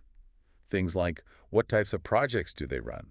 Are they using agile or waterfall methodologies? Okay, getting into the weeds. Exactly. What is the average financial size of these projects? How many do they execute concurrently in a given year? Which functional groups are involved? Is it just engineering, or does marketing have to sign off too? Yeah. How many people actually sit in the project management office? How do they currently handle change management when a project scope expands? What does their document approval process look like on a typical Tuesday afternoon? Wow, it really is corporate forensic work. It makes me think of a detective at a crime scene. That's a great way to put it. Like, you don't dust the kitchen for fingerprints if the broken window and the stolen safe are in the master bedroom up on the 2nd floor. Exactly. You'd be wasting your time. You have to target your investigation. If you are selling project management software, you do not need to know the intricate details of their HR department's hiring practices or, their cafeteria menu. Right. Unless, of course, their inability to manage projects is directly causing them to hemorrhage employees, Yeah. which HR then has to frantically replace. Oh, fair point. But generally staying on track is key. Generally, yes, because asking irrelevant questions triggers cognitive fatigue in your buyer. It wastes their time, and honestly, it destroys your credibility. They want to know that you understand the geometry of their specific space. So the text provides a crucial warning here. Do not gather useless data. Limit your investigation strictly to the parts of the business your product or service can actually affect. Which is such an important boundary to set. So if you are in the middle of a discovery call or a project kickoff, your goal is to stop doing generic, high-level research. Go on a highly targeted fact-finding mission to uncover the literal realities of the exact department you are trying to improve. But we have to be careful here, right? Because a desk full of operational facts is just a list of how things are done. Facts themselves are completely neutral. They are just data points. Right. So how do we make the jump from knowing how they work to knowing why they need to change? That requires shifting your focus from the facts to the friction points embedded within those facts. And that brings us to the second element, identifying the problems. Okay, let's get into the problems. As the text emphatically points out, people do not buy products. They buy solutions to their problems. This is a massive, fundamental shift in mindset. I feel like too many professionals are out there just pitching features. Oh, all day long. Look how fast this new processor is. Look at this sleek UI. Look at this amazing analytics dashboard. Right. But if the buyer does not recognize that they have a clearly defined, measurable problem that needs solving, all those features are just noise. It goes right in one ear and out the other. They will not change their behavior for a feature. So where do we find these problems? The problems you are looking for are hidden inside the facts you just uncovered. They are the direct negative outcomes of the current processes, the current software, the leadership structure, or even the regulatory environment. I want to explore the psychology of this a bit because it's not always obvious to the people actually experiencing it. That's very true. Why do people accept broken systems? I mean, we all have little things that bug us at work, but we don't overhaul our entire software stack every time an app crashes. People get used to a leaky roof. They really do. They just put a bucket under it, they step over the bucket every single morning, and eventually they just forget the roof is even broken. It becomes normalized dysfunction. Normalized dysfunction. That is exactly what it is. So how do we distinguish between a minor annoyance, the bucket, and a real actionable problem that will actually drive someone to make a massive change? The distinction lies in clarity and measurability. A vague complaint, something like, our interdepartmental communication could be better, is an annoyance. It is a bucket. Right. Everyone says that. Exactly. But an actionable problem is a clearly identifiable, quantifiable outcome of the current setup. For instance, because our sales and finance teams are using 3 different unconnected software platforms, it takes us an extra 14 days to close our month-end financials. Right? This means our executive leadership is making strategic quarterly decisions based on data that is already 2 weeks out of date. That immediately shifts it from a feeling to a hard business metric. It has to. The salesperson's job, or the consultant's job, or the internal project leader's job is often to find the problem that the customer might not even realize is a severe problem yet. Precisely because of that normalized dysfunction. Yes, the boiling frog syndrome. Yeah. They might just think, well, month-end close always takes 3 weeks. That's just the nature of our industry. They accept it as a law of physics. Exactly. Your job is to look at the operational facts, identify the bottleneck, and hold up a mirror to show them that this is actually a massive structural flaw in their current state. So the mental pivot you need to make is to stop thinking about what your product is or what it does. Start identifying exactly what your customer's current setup fails to do. Yes. If you can articulate their problem more clearly than they can, they will automatically credit you with having the solution. It's almost magical when it happens. But identifying that the roof is leaking is still only a piece of the puzzle. Right. Because a clearly defined problem isn't always enough to force action. Right. Going back to the medical analogy from earlier, a benign tumor is a problem, but if it isn't growing, if it isn't pressing on a nerve and it isn't affecting your quality of life, it's not a crisis. You wouldn't risk surgery for it. Exactly. You might choose to just monitor it and leave it alone. The intervention might be worse than the symptom. Yeah. To find the actual crisis, you have to figure out how far the damage spreads. Which leads us to the third element. We have to map the impact. The impact. Let's dig into this. The impact is what defines the actual size, scope, and severity of the problem. A problem is only a true catalyst for change when its impact is negative, deeply uncomfortable, and financially or operationally quantifiable. The text uses this incredible domino effect analogy based on the project management software example, and it beautifully illustrates how a surface level problem just cascades through an entire organization. A great example. Let's walk through this chain of events. Okay, here's where it gets really interesting. Let's start with the operational problem we identified during our fact-finding. The company has a highly cumbersome, entirely manual change order process for their engineering projects. That is the problem. But what is the impact of that problem? Well, because the process is manual and relies on, endless emails and scattered spreadsheets, it leads to mistake-laden work. Version control is a total mess, and errors are just slipping through the cracks. Okay, but it doesn't stop there. We keep pushing.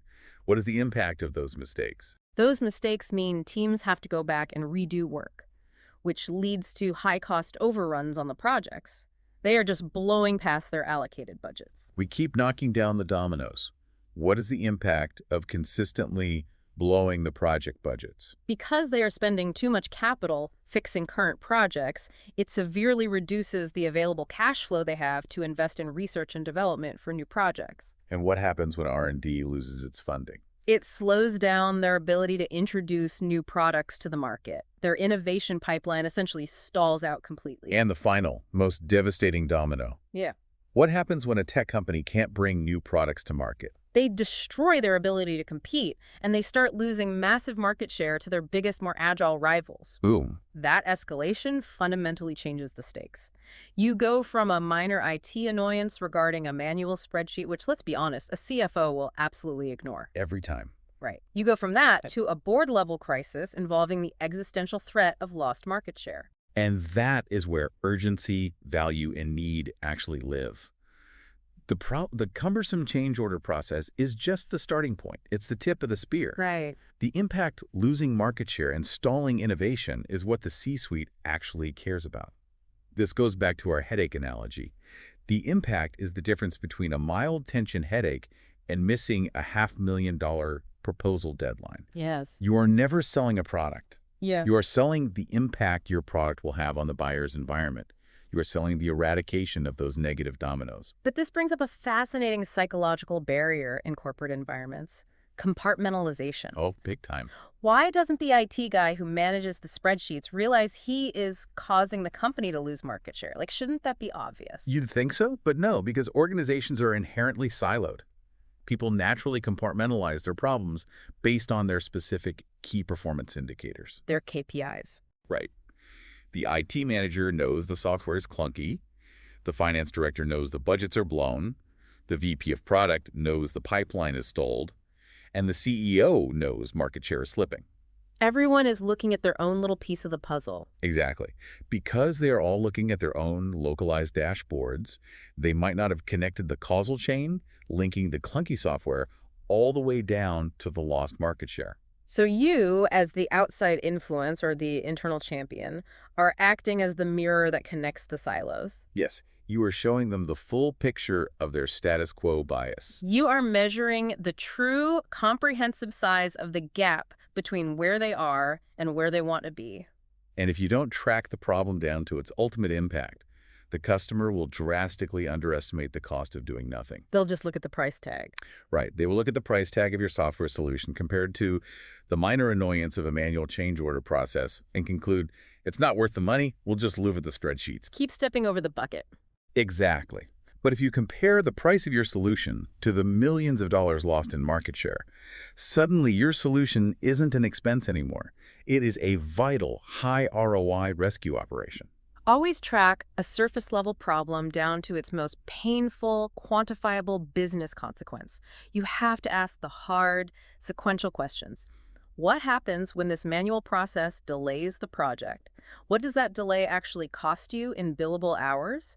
How does that cost overrun affect your quarterly departmental goals? That is where you will find the urgency required to override the inertia of the status quo. But even once they see the rotting floorboards and feel the full weight of that impact, you still cannot prescribe a cure. Not yet. No, because knowing they are bleeding money doesn't tell you where the wound actually is. Hmm. To fix the issue permanently, you have to know why the problem is happening in the first place. Which means we have to pinpoint the fourth element, the root cause. The root cause, yes. The root cause is the specific structural broken thing in their environment that your product or service is going to eradicate.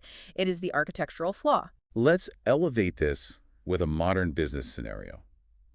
Imagine an e-commerce company on Black Friday. Oh, the highest of stakes. Right. Traffic is surging, sales are pouring in, and suddenly the entire site crashes. That is the problem. A massive problem. The impact is immediate and huge. Mm-hmm. They are losing thousands of dollars a minute in uncaptured revenue, their brand reputation is tanking on social media, and customer support is completely overwhelmed. Total boardroom panic. People are definitely getting fired over this. Exactly. Now, you have vendors and internal IT folks scrambling to treat the symptom. They might say, the servers are overloaded, we need to provision more cloud servers immediately. Just throw more bandwidth at it. Okay, makes sense on the surface. But what if the root cause isn't a lack of server capacity? What if the root cause is actually a very specific API memory leak within the new shopping cart module they deployed last week? Oh, wow. If that is the root cause, provisioning more servers is like pouring water into a bucket with a massive hole in the bottom. You are treating the symptom, but you haven't fixed the flaw. The site will just crash again 10 minutes later when the new servers inevitably run out of memory too.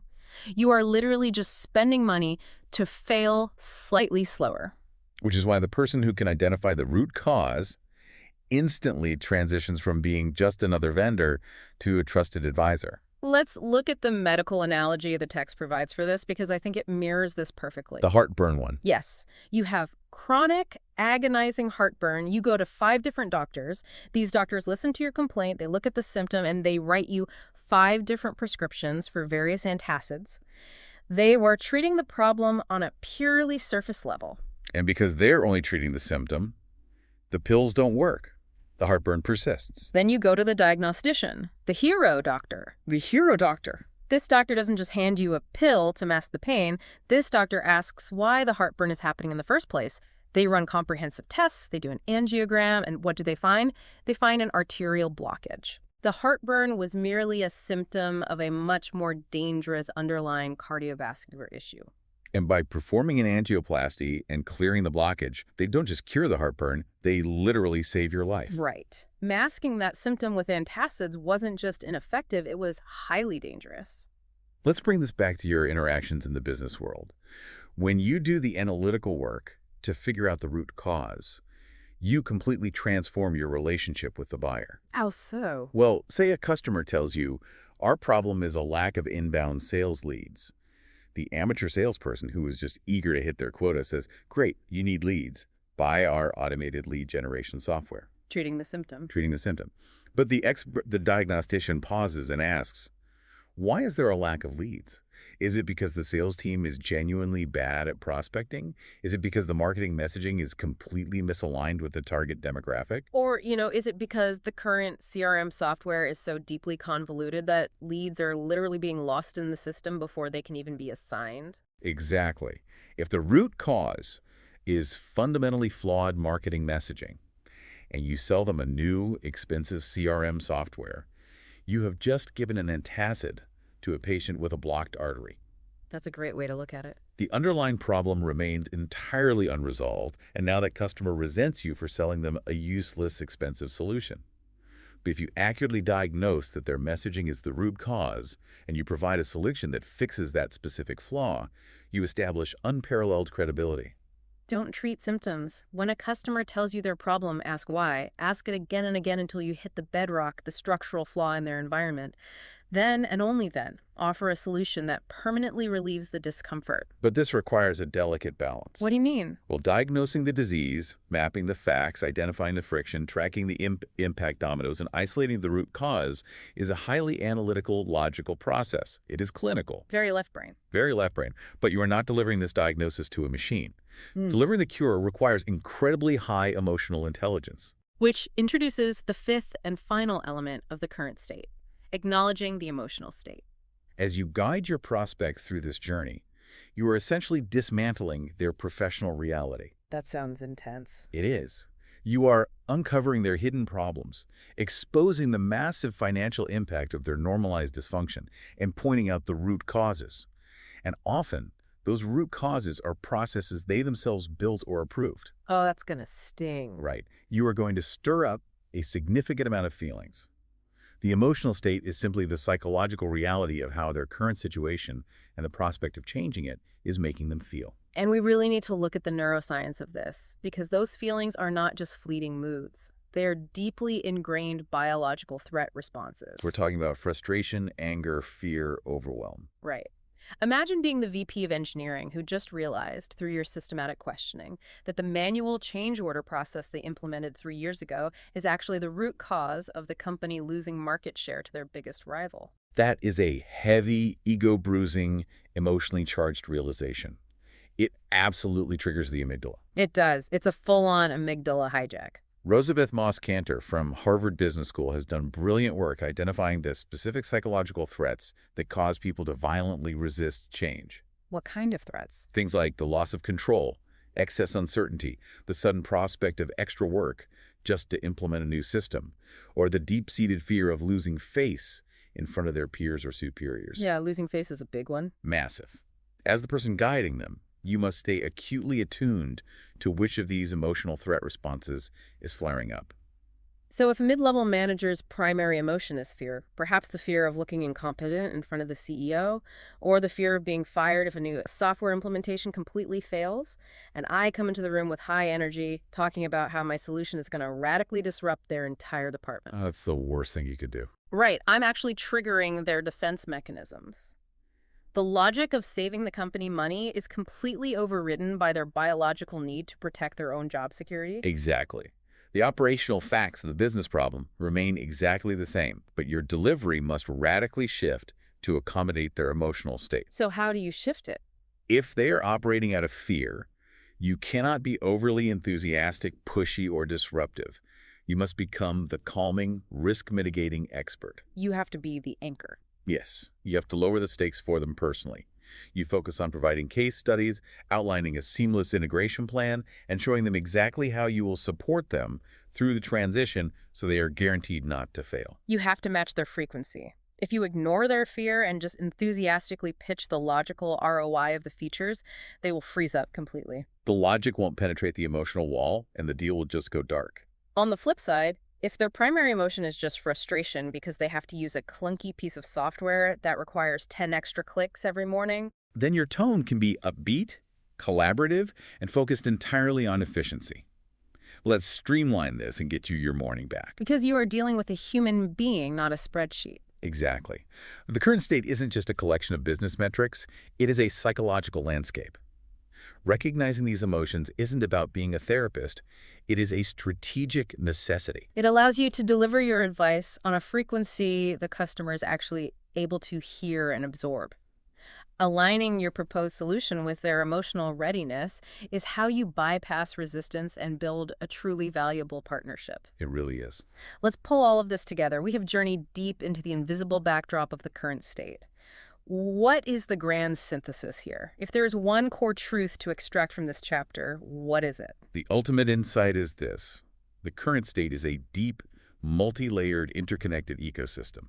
When you systematically deconstruct that ecosystem by mapping out the literal facts, identifying the actionable problems, tracking the true financial impact, isolating the structural root causes, and navigating the underlying emotional state, you fundamentally change your professional identity. You level up. You do. You stop being a vendor who just pushes products, and you transform into an indispensable problem solver who facilitates meaningful, lasting change. This systematic deconstruction really is the soul of successful interaction. Whether you are selling enterprise software or pitching a strategic pivot to your board of directors, or yes, trying to convince a toddler that the mashed potatoes are actually worth eating. Right back to the mashed potatoes. Always back to the mashed potatoes. But seriously, you have to deeply understand the specific reality they are operating in before you can ever hope to change it. You cannot lead someone to a new destination if you don't know where they are starting from. It is the defining difference between guessing and knowing.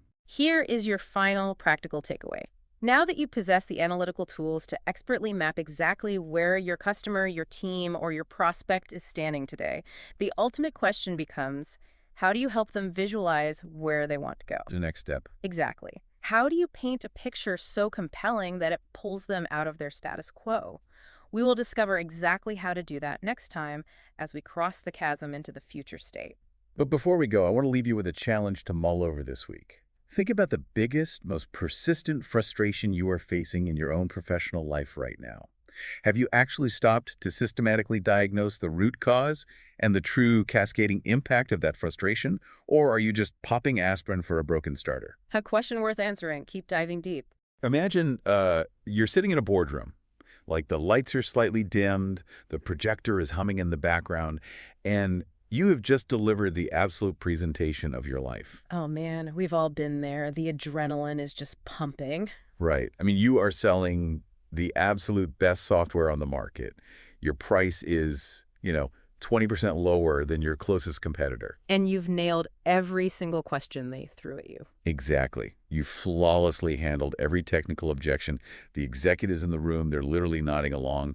You wrap up completely confident that the deal is done. The contract is practically signed in your mind. Yeah, but then the CEO leans forward, she steeples her fingers, and she says, "We appreciate the time, but we're going to hold off for now." Ugh.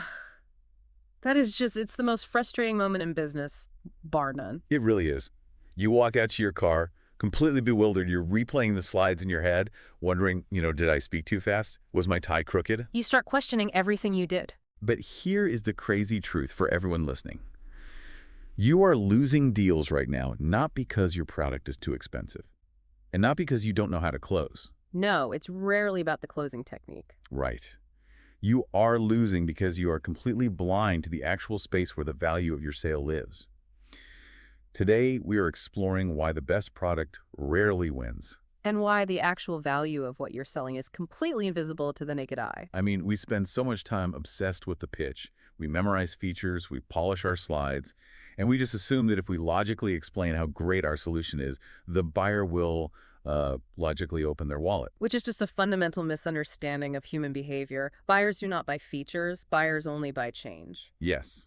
If you cannot measure the literal distance between a buyer's painful today and their ideal tomorrow, you have absolutely nothing to sell. Because, we are conditioned to think the value is in the physical item we hold in our hands, or like the specific service we offer on our website. Our entire economy kind of celebrates the thing being sold. It does. But the thing is just a vehicle. The value isn't the vehicle. The value is the journey. Which brings us to the mission of today's deep dive into our sources. We are unpacking a core concept known as the gap defined. It's a total paradigm shift. It really is. We are going to show you exactly what this gap is, how to calculate it mathematically, and why mastering this single concept will fundamentally rewrite the way you approach business. And entrepreneurship. And honestly, even basic human psychology. Absolutely. You're going to learn how to stop pitching products and start shaping the exact space where true value is created. Okay, let's unpack this. What's fascinating here is that the landscape of the buyer's mind is just a really wild place to start.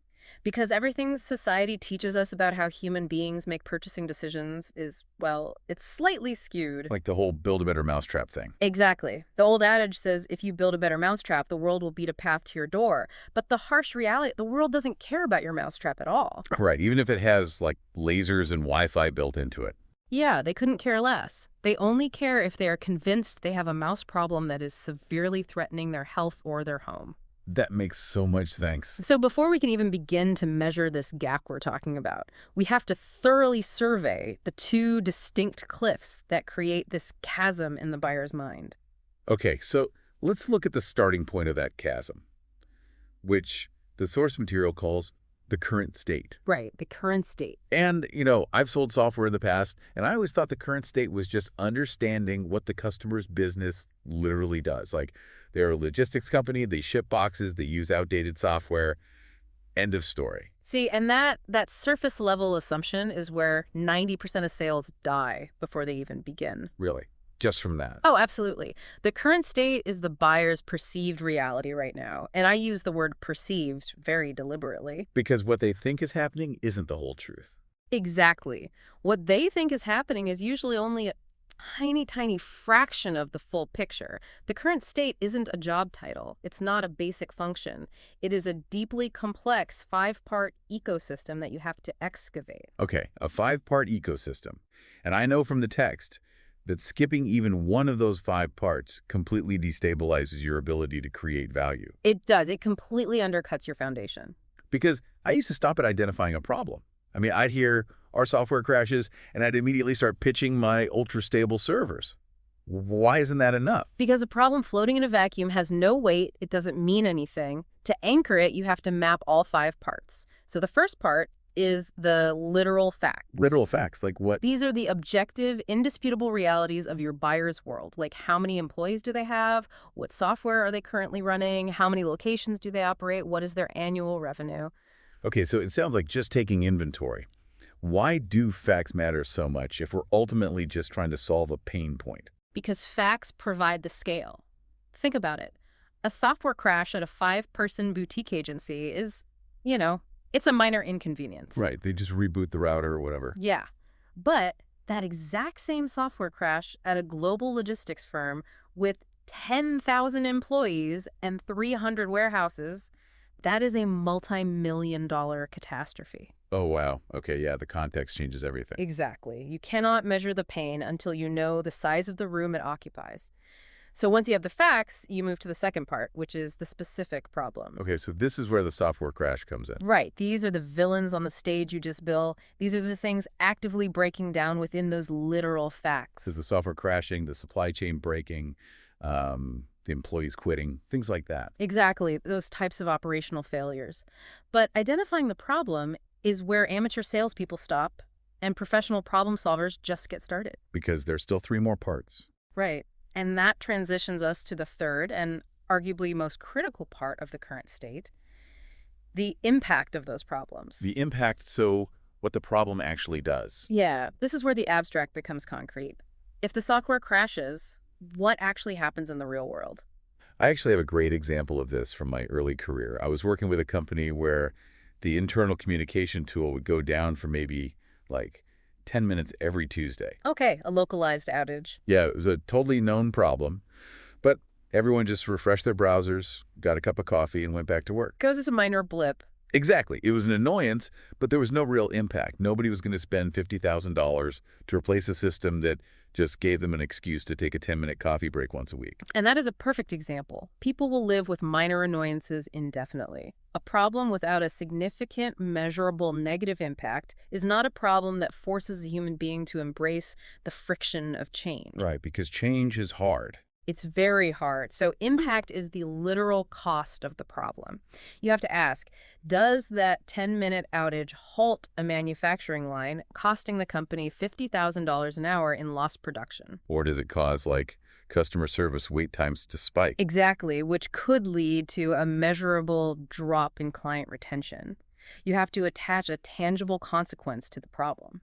Okay, so we have facts, problems, and impact. Yeah. And even then, I know you can't just prescribe a solution based on the impact. You cannot, because you haven't identified the fourth part yet, the root causes. Why the problem is happening in the first place. Right. Why is the software crashing? If you don't understand the underlying mechanics of the failure, you are just treating symptoms. Okay, let's ground this with an analogy, because the text uses this medical comparison that I just think is really illuminating. Oh, the headache analogy, yeah. Yeah, so imagine a patient walking into a clinic and saying, I have a terrible headache. So the surface level problem is the headache. The impact is that they can't concentrate at work. A bad doctor or a feature-pushing salesperson says, your current state is a headache. Here is a prescription for a heavy painkiller. And the doctor fulfilled the immediate stated need. The patient leaves happy. But wait, isn't that too simple? Like if I'm a doctor or a salesperson and I just accept that surface level pain, I'm kind of committing malpractice. You absolutely are. Right. What if the current state is actually, I have a headache caused by a brain tumor that will kill me in a month? Yeah. And their future state is actually, I want to live to walk my daughter down the aisle. See, that is exactly why selling to a surface need is so dangerous. The deeper you excavate the current and future states, the more accurate the picture becomes. Okay, let's go back to the source's version of the analogy too, the gas leak, because that one is great too. If the doctor asks about the patient's home environment, they might discover the patient recently installed a refurbished gas furnace. Right, so the root cause isn't stress. Exactly, it's a slow carbon monoxide leak in their living room. If you just give them a painkiller to mask the symptom, they're going to go home, fall asleep without a headache, and literally never wake up. And that exact same dynamic plays out in business every single day. How so? Well, imagine a CEO says, our sales team isn't hitting quota. The salesperson hears that and immediately pitches a new CRM software to track calls better. Because they think the problem is just bad tracking. Right. But what if the root cause wasn't a lack of tracking at all? What if the root cause was that the product team changed the pricing model 6 months ago, making the product entirely uncompetitive in the current market? Oh, wow. So the CRM wouldn't do anything. Exactly. No amount of CRM software is going to fix a fundamentally flawed pricing strategy. You have to interrogate the root cause to prove you actually have the expertise to solve the underlying disease, not just the surface symptom. That makes total sense. Which brings us to the fifth and final part of the current state ecosystem. And it's one that a lot of B2B professionals are, frankly, incredibly uncomfortable with. The emotional state. Yes, because we really like to pretend that business is purely rational, just numbers on a spreadsheet, no feelings involved. But that is a complete myth. Every single purchase, whether it is a $2 candy bar or a $2 million server migration, is driven by emotion. Even enterprise software. Especially enterprise software. The numbers simply provide the logical justification for the emotional decision.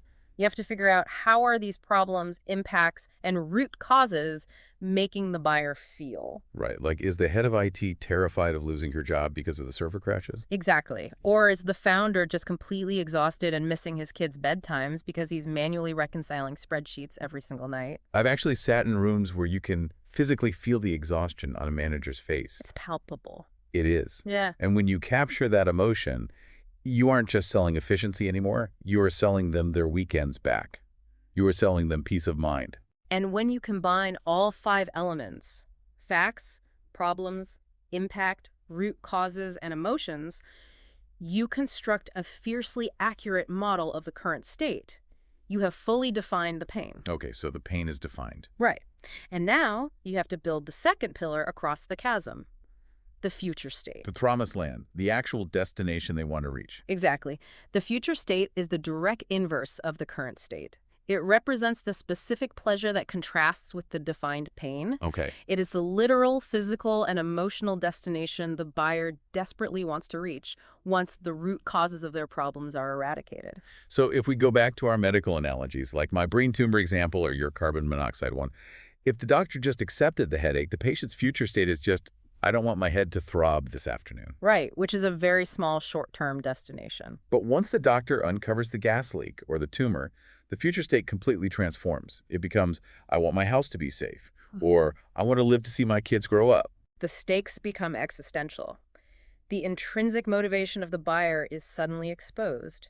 And this happens in the business world when a salesperson stops accepting self-diagnosed problems. Oh, there's a brilliant historical example mentioned in the sources about this, regarding the Palm Pilot. Yes, I love this story. For those who don't remember, these were like the early 2000s precursors to the modern smartphone. They were everywhere for a while. Yeah. So a customer walks into an electronics store because his Palm Pilot battery just keeps dying halfway through the day. He walks up to the counter and asks to buy a car charger. Now, a transactional order taker would just ring up the $20 car charger and call it a day. Right. The customer stated a need. The clerk fulfilled it. Because the clerk accepts the customer's self-diagnosis. My problem is a lack of power. My solution is a portable power source. But a true professional questions the premise. Exactly. This particular salesperson asked the customer, hey, is the reason your battery is dying because when you put the Palm Pilot into your leather briefcase, the side of the briefcase presses down on the device's buttons and keeps the screen turned on all day? Which is just an incredibly specific question. The customer is probably completely stunned. He says, how did you know? That is exactly what happens. Because the salesperson had seen the root cause before. So instead of selling him a $20 car charger to repeatedly treat the symptom, he sells the customer a $40 specialized hard case. With like recessed grooves that protect the button. Exactly, so they can't be pressed. The buyer didn't even know that product existed. His perceived current state was, I don't have enough chargers. But his actual current state was, I am storing my device in a way that actively destroys its battery life. That is incredible, and the practical takeaway for you listening is profound. Never, ever accept a problem at face value. The buyer usually doesn't know what they don't know. Right. If someone tells you they need new marketing software, your internal alarm bells should be ringing. You must play detective. Why is the current software failing? How is that failure impacting revenue? Exactly. How is it destroying the marketing team's morale? You have to dig relentlessly until you hit the bedrock of the real issue. Because only when you have firmly established the true current state and the true future state can you finally step back and look at the physical space between them. Okay, so the pillars are built. Now we have to look at the chasm itself. And this is where the math gets incredibly compelling. The literal distance. Yes, the literal distance between the current state and the future state. The central thesis of this entire philosophy is that the value of your product does not live in its sleek design or its cloud architecture or, its award-winning customer support. The value is exclusively in this empty space. The value is the gap. The gap. Yeah. The less drastic the distance is between where a customer is suffering and where they want to thrive, the smaller the gap. And if the gap is small, there is zero urgency to buy. Because human beings inherently resist change. We absolutely do. Changing habits, spending capital, risking a new integration. These are all high-friction activities. If the difference between my current reality and my desired reality is negligible, I will simply endure the current reality. So value is entirely dependent on the measurable size of the gap. 100%. I really want to paint a picture for our listeners because the source material provides this visual that makes this concept instantly click. It's a great diagram. It is. Picture two circles in your mind. On the far left, you have a circle labeled current state. On the far right, you have a circle labeled future state. Okay, two circles. Connecting these two circles is a horizontal dotted line. That line is labeled the gap. Now, dropping down from the middle of that dotted line is a large triangle shaped like a V, pointing directly down to a giant dollar sign. And that V represents the exact location of your value. It represents the literal financial or emotional delta between the two states. Here's where it gets really interesting. Let's do the actual math of a sale using this model, because it completely reorients how you should think about pricing. Let's do it. Let's say you are a consultant sitting across from the CEO of a mid-sized manufacturing company. Through your excavation, you define her current state. Her company is experiencing a 10% year-over-year growth rate. Okay, 10% growth. But you uncover her future state. She has a mandate from the board to hit a 20% growth rate before they go public in 2 years. Now let's inject the literal facts.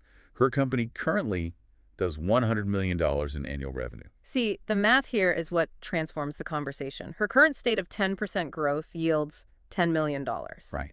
Her future state of 20% growth yields $20 million.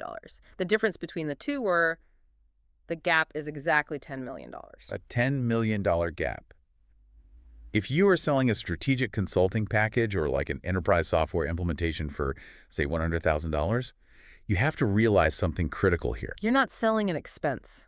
Exactly. You are not walking into that room asking them to spend $100,000 on your time. You are selling them $10 million in newly generated revenue. You are selling the structural bridge that safely crosses that $10 million chasm. Yes. When framed against the math of the gap, a $100,000 investment to capture $10 million is not an expense.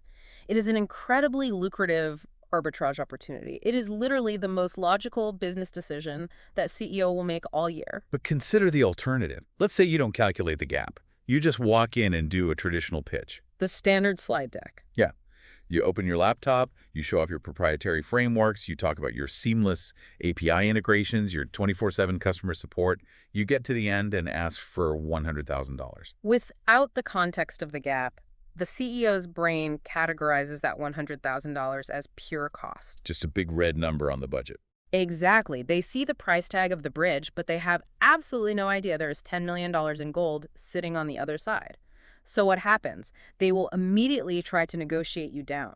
Or they compare you to a competitor. Right. They'll say, well, this other company charges $80,000, completely commoditizing your offering.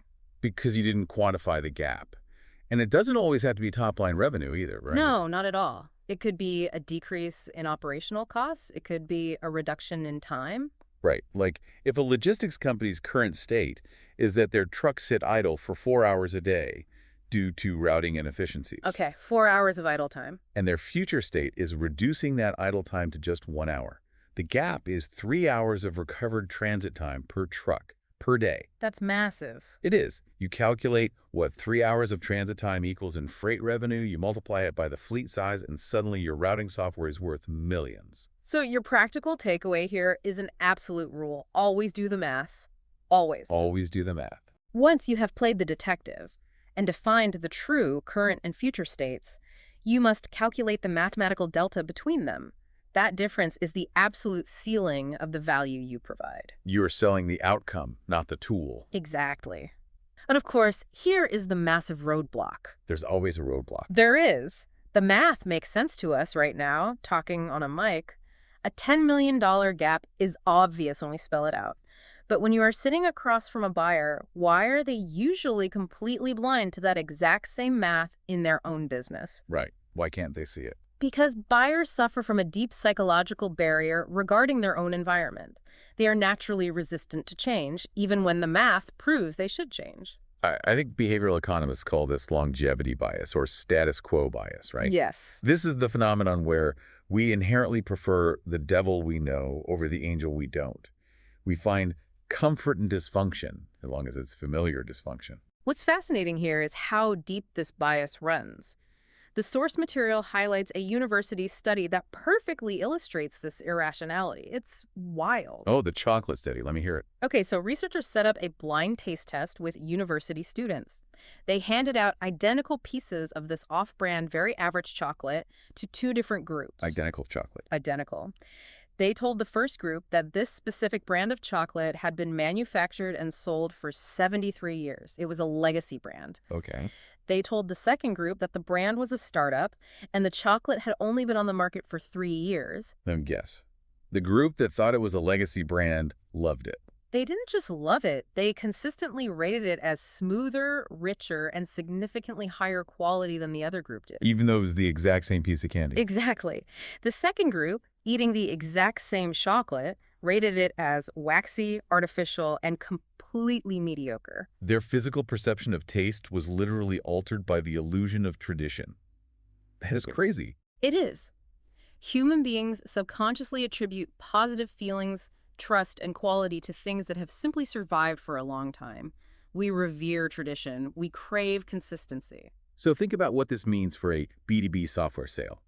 Even when a buyer's current state is agonizing, like even when they spend 3 hours a day complaining about their clunky, macro-heavy Excel spreadsheets, there is a profound psychological safety in those spreadsheets. Oh, absolutely. They built those spreadsheets. They know exactly how to navigate the error codes. It's like the IKEA effect applied to bad business processes. You overvalue things you helped create, even if they are objectively terrible.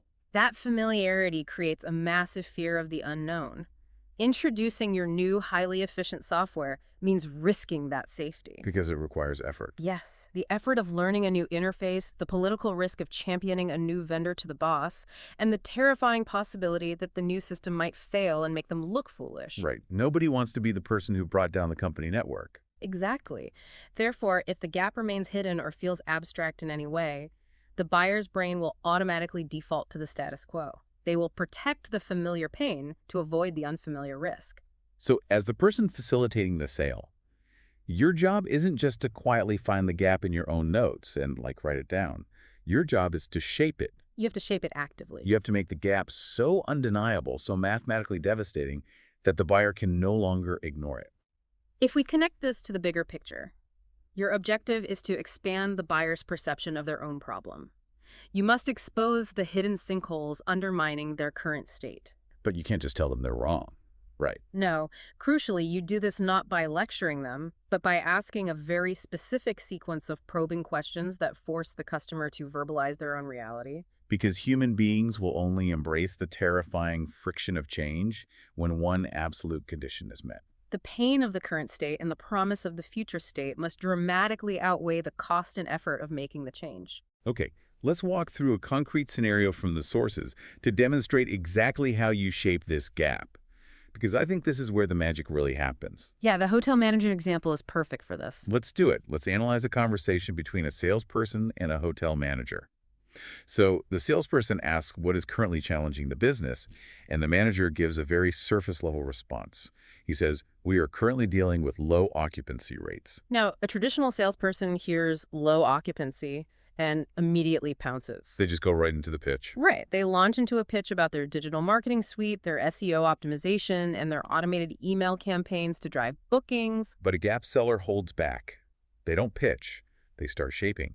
So what do you ask next? The salesperson asks, what is the impact of that low occupancy on the broader business? Okay, probing the impact.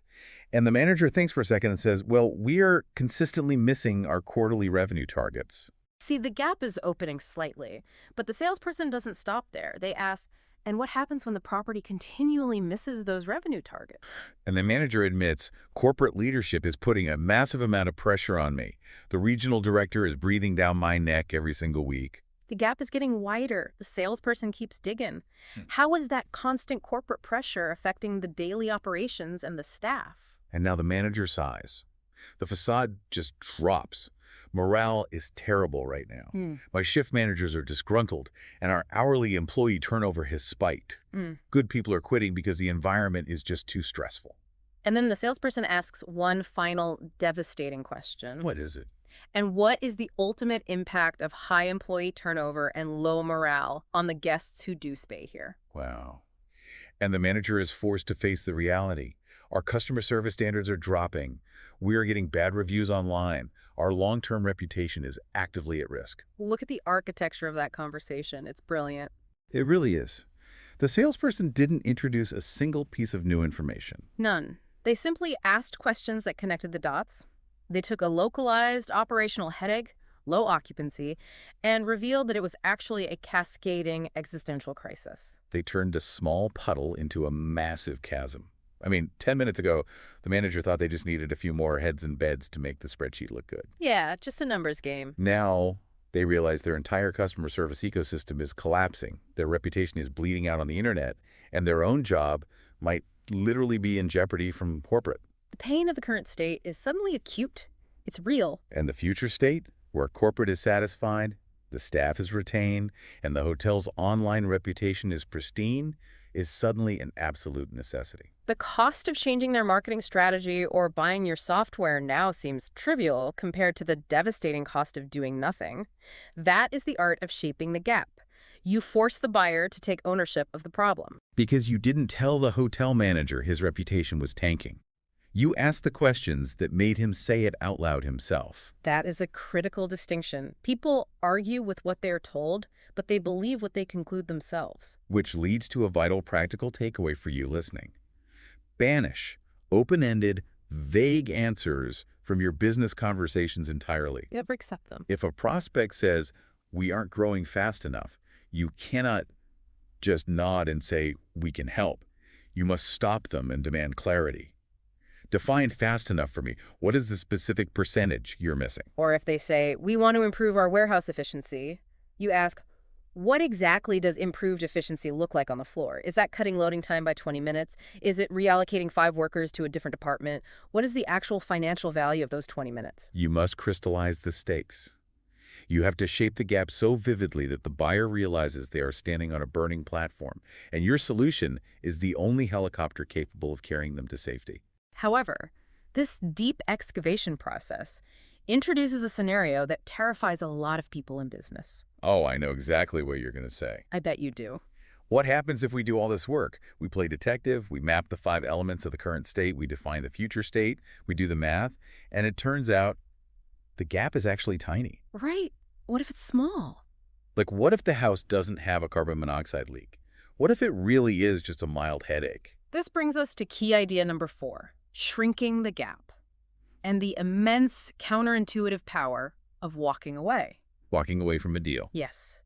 Because the process of gap selling is not about artificial manipulation. It is about uncovering reality. Sometimes, an honest exploration reveals that the literal distance between the current state and the future state is minimal. The customer's problem is genuinely small. Or maybe they have a massive problem, but your specific product simply isn't the right bridge. Like, your solution might only take them a quarter of the way across the chasm. Exactly. And for a traditional salesperson reliant on quotas, discovering a small gap feels like a catastrophic failure. Panic sets in. Yeah. Their instinct is to artificially inflate the problem, use high-pressure tactics, or heavily discount their product just to force the deal across the finish line. Which creates a miserable situation for everyone involved. It really does. This raises an important question, though. Why is discovering a small gap secretly a massive victory for a professional? Why? Because it prevents you from squandering your single most precious and unrecoverable resource, your time. Let's use another real-world scenario to map out the consequences of a small gap, because I think this happens more often than people realize. Imagine you are selling an $80,000 enterprise resource planning system. Okay, an ERP. It's a heavy, complex piece of software. Very heavy. You get into a discovery conversation with a mid-sized manufacturing company. Through your questioning, you uncover some workflow inefficiencies in their supply chain. You do the excavation. Right. You do the math with the operations director, and you calculate that these specific inefficiencies are costing the business roughly $2,000 a year in lost productivity. Now, weigh the two sides of the scale. The cost of the change is enormous. There is the financial cost of $80,000, plus the massive operational effort of ripping out their legacy system, migrating their data, and training 200 employees on your complex software. It's a huge undertaking. But the gap, however, the value of the desired outcome, is only $2,000 a year. The cost of the change absolutely dwarfs the value of the destination. It is objectively irrational for them to buy it.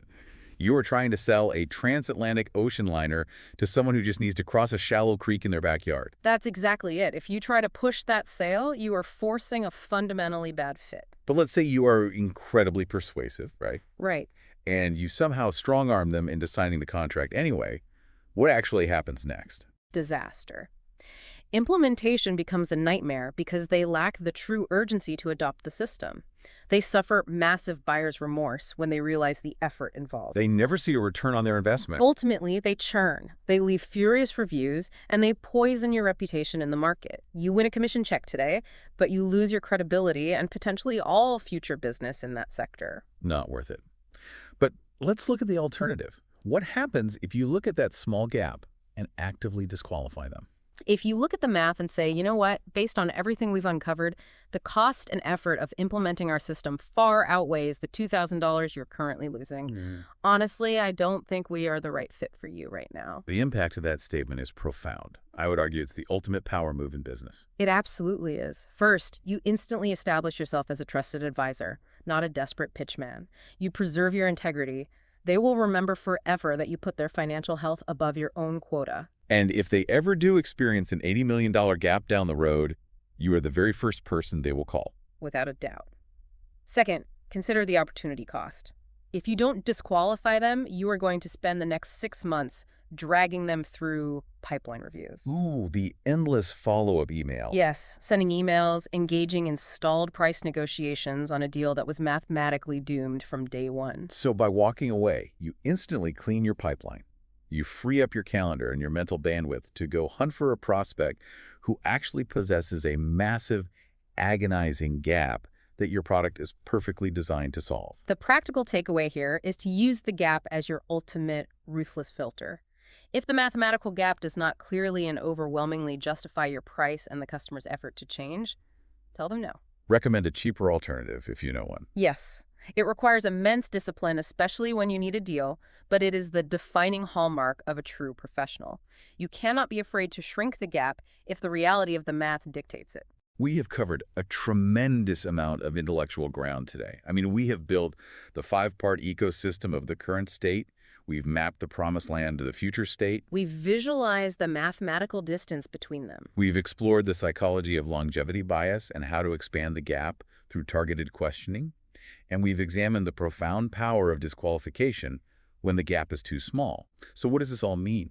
When you synthesize all of these concepts, it culminates in one clear, overriding insight that represents the soul of this entire philosophy. Selling is not about you. It's not. It is not about your company's history, and it is certainly not about the features of your product. Selling is entirely about facilitating change. Your product is completely irrelevant until the customer understands exactly how much their current state hurts and exactly how much their future state is worth. Value is entirely invisible until you measure the distance between the pain of today and the promise of tomorrow. If you master the ability to define, calculate, and shape that gap, you will never have to sell a product again in your life. They will come to you. Your customers will literally demand that you guide them across the bridge you've built together.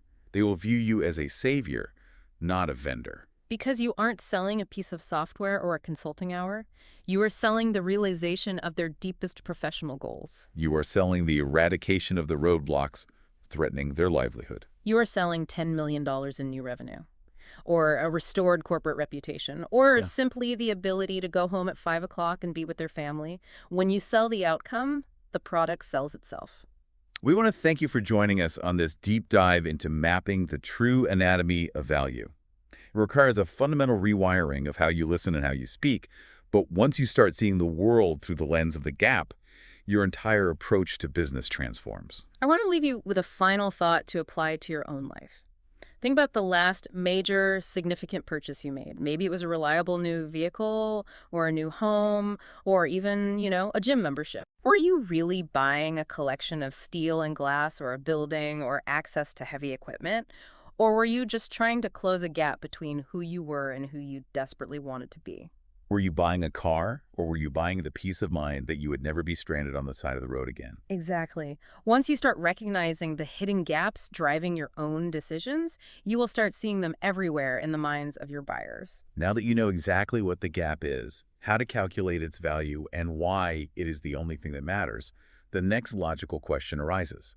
How do you actually get a guarded, skeptical buyer to open up and let you excavate the intimate details of their business in the first place? It's not easy. It's not. How do you earn the right to ask these deeply personal, probing questions without sounding like an interrogator? That is exactly the psychological lock we will pick next time, when we explore the delicate art of gap-selling discovery. What you just listened was the beginning of a full audio, way longer, explaining every single chapter of the book. If you would like to keep listening to the end and access to the full audio, you can access it with the link down below in the description and in the pinned comment.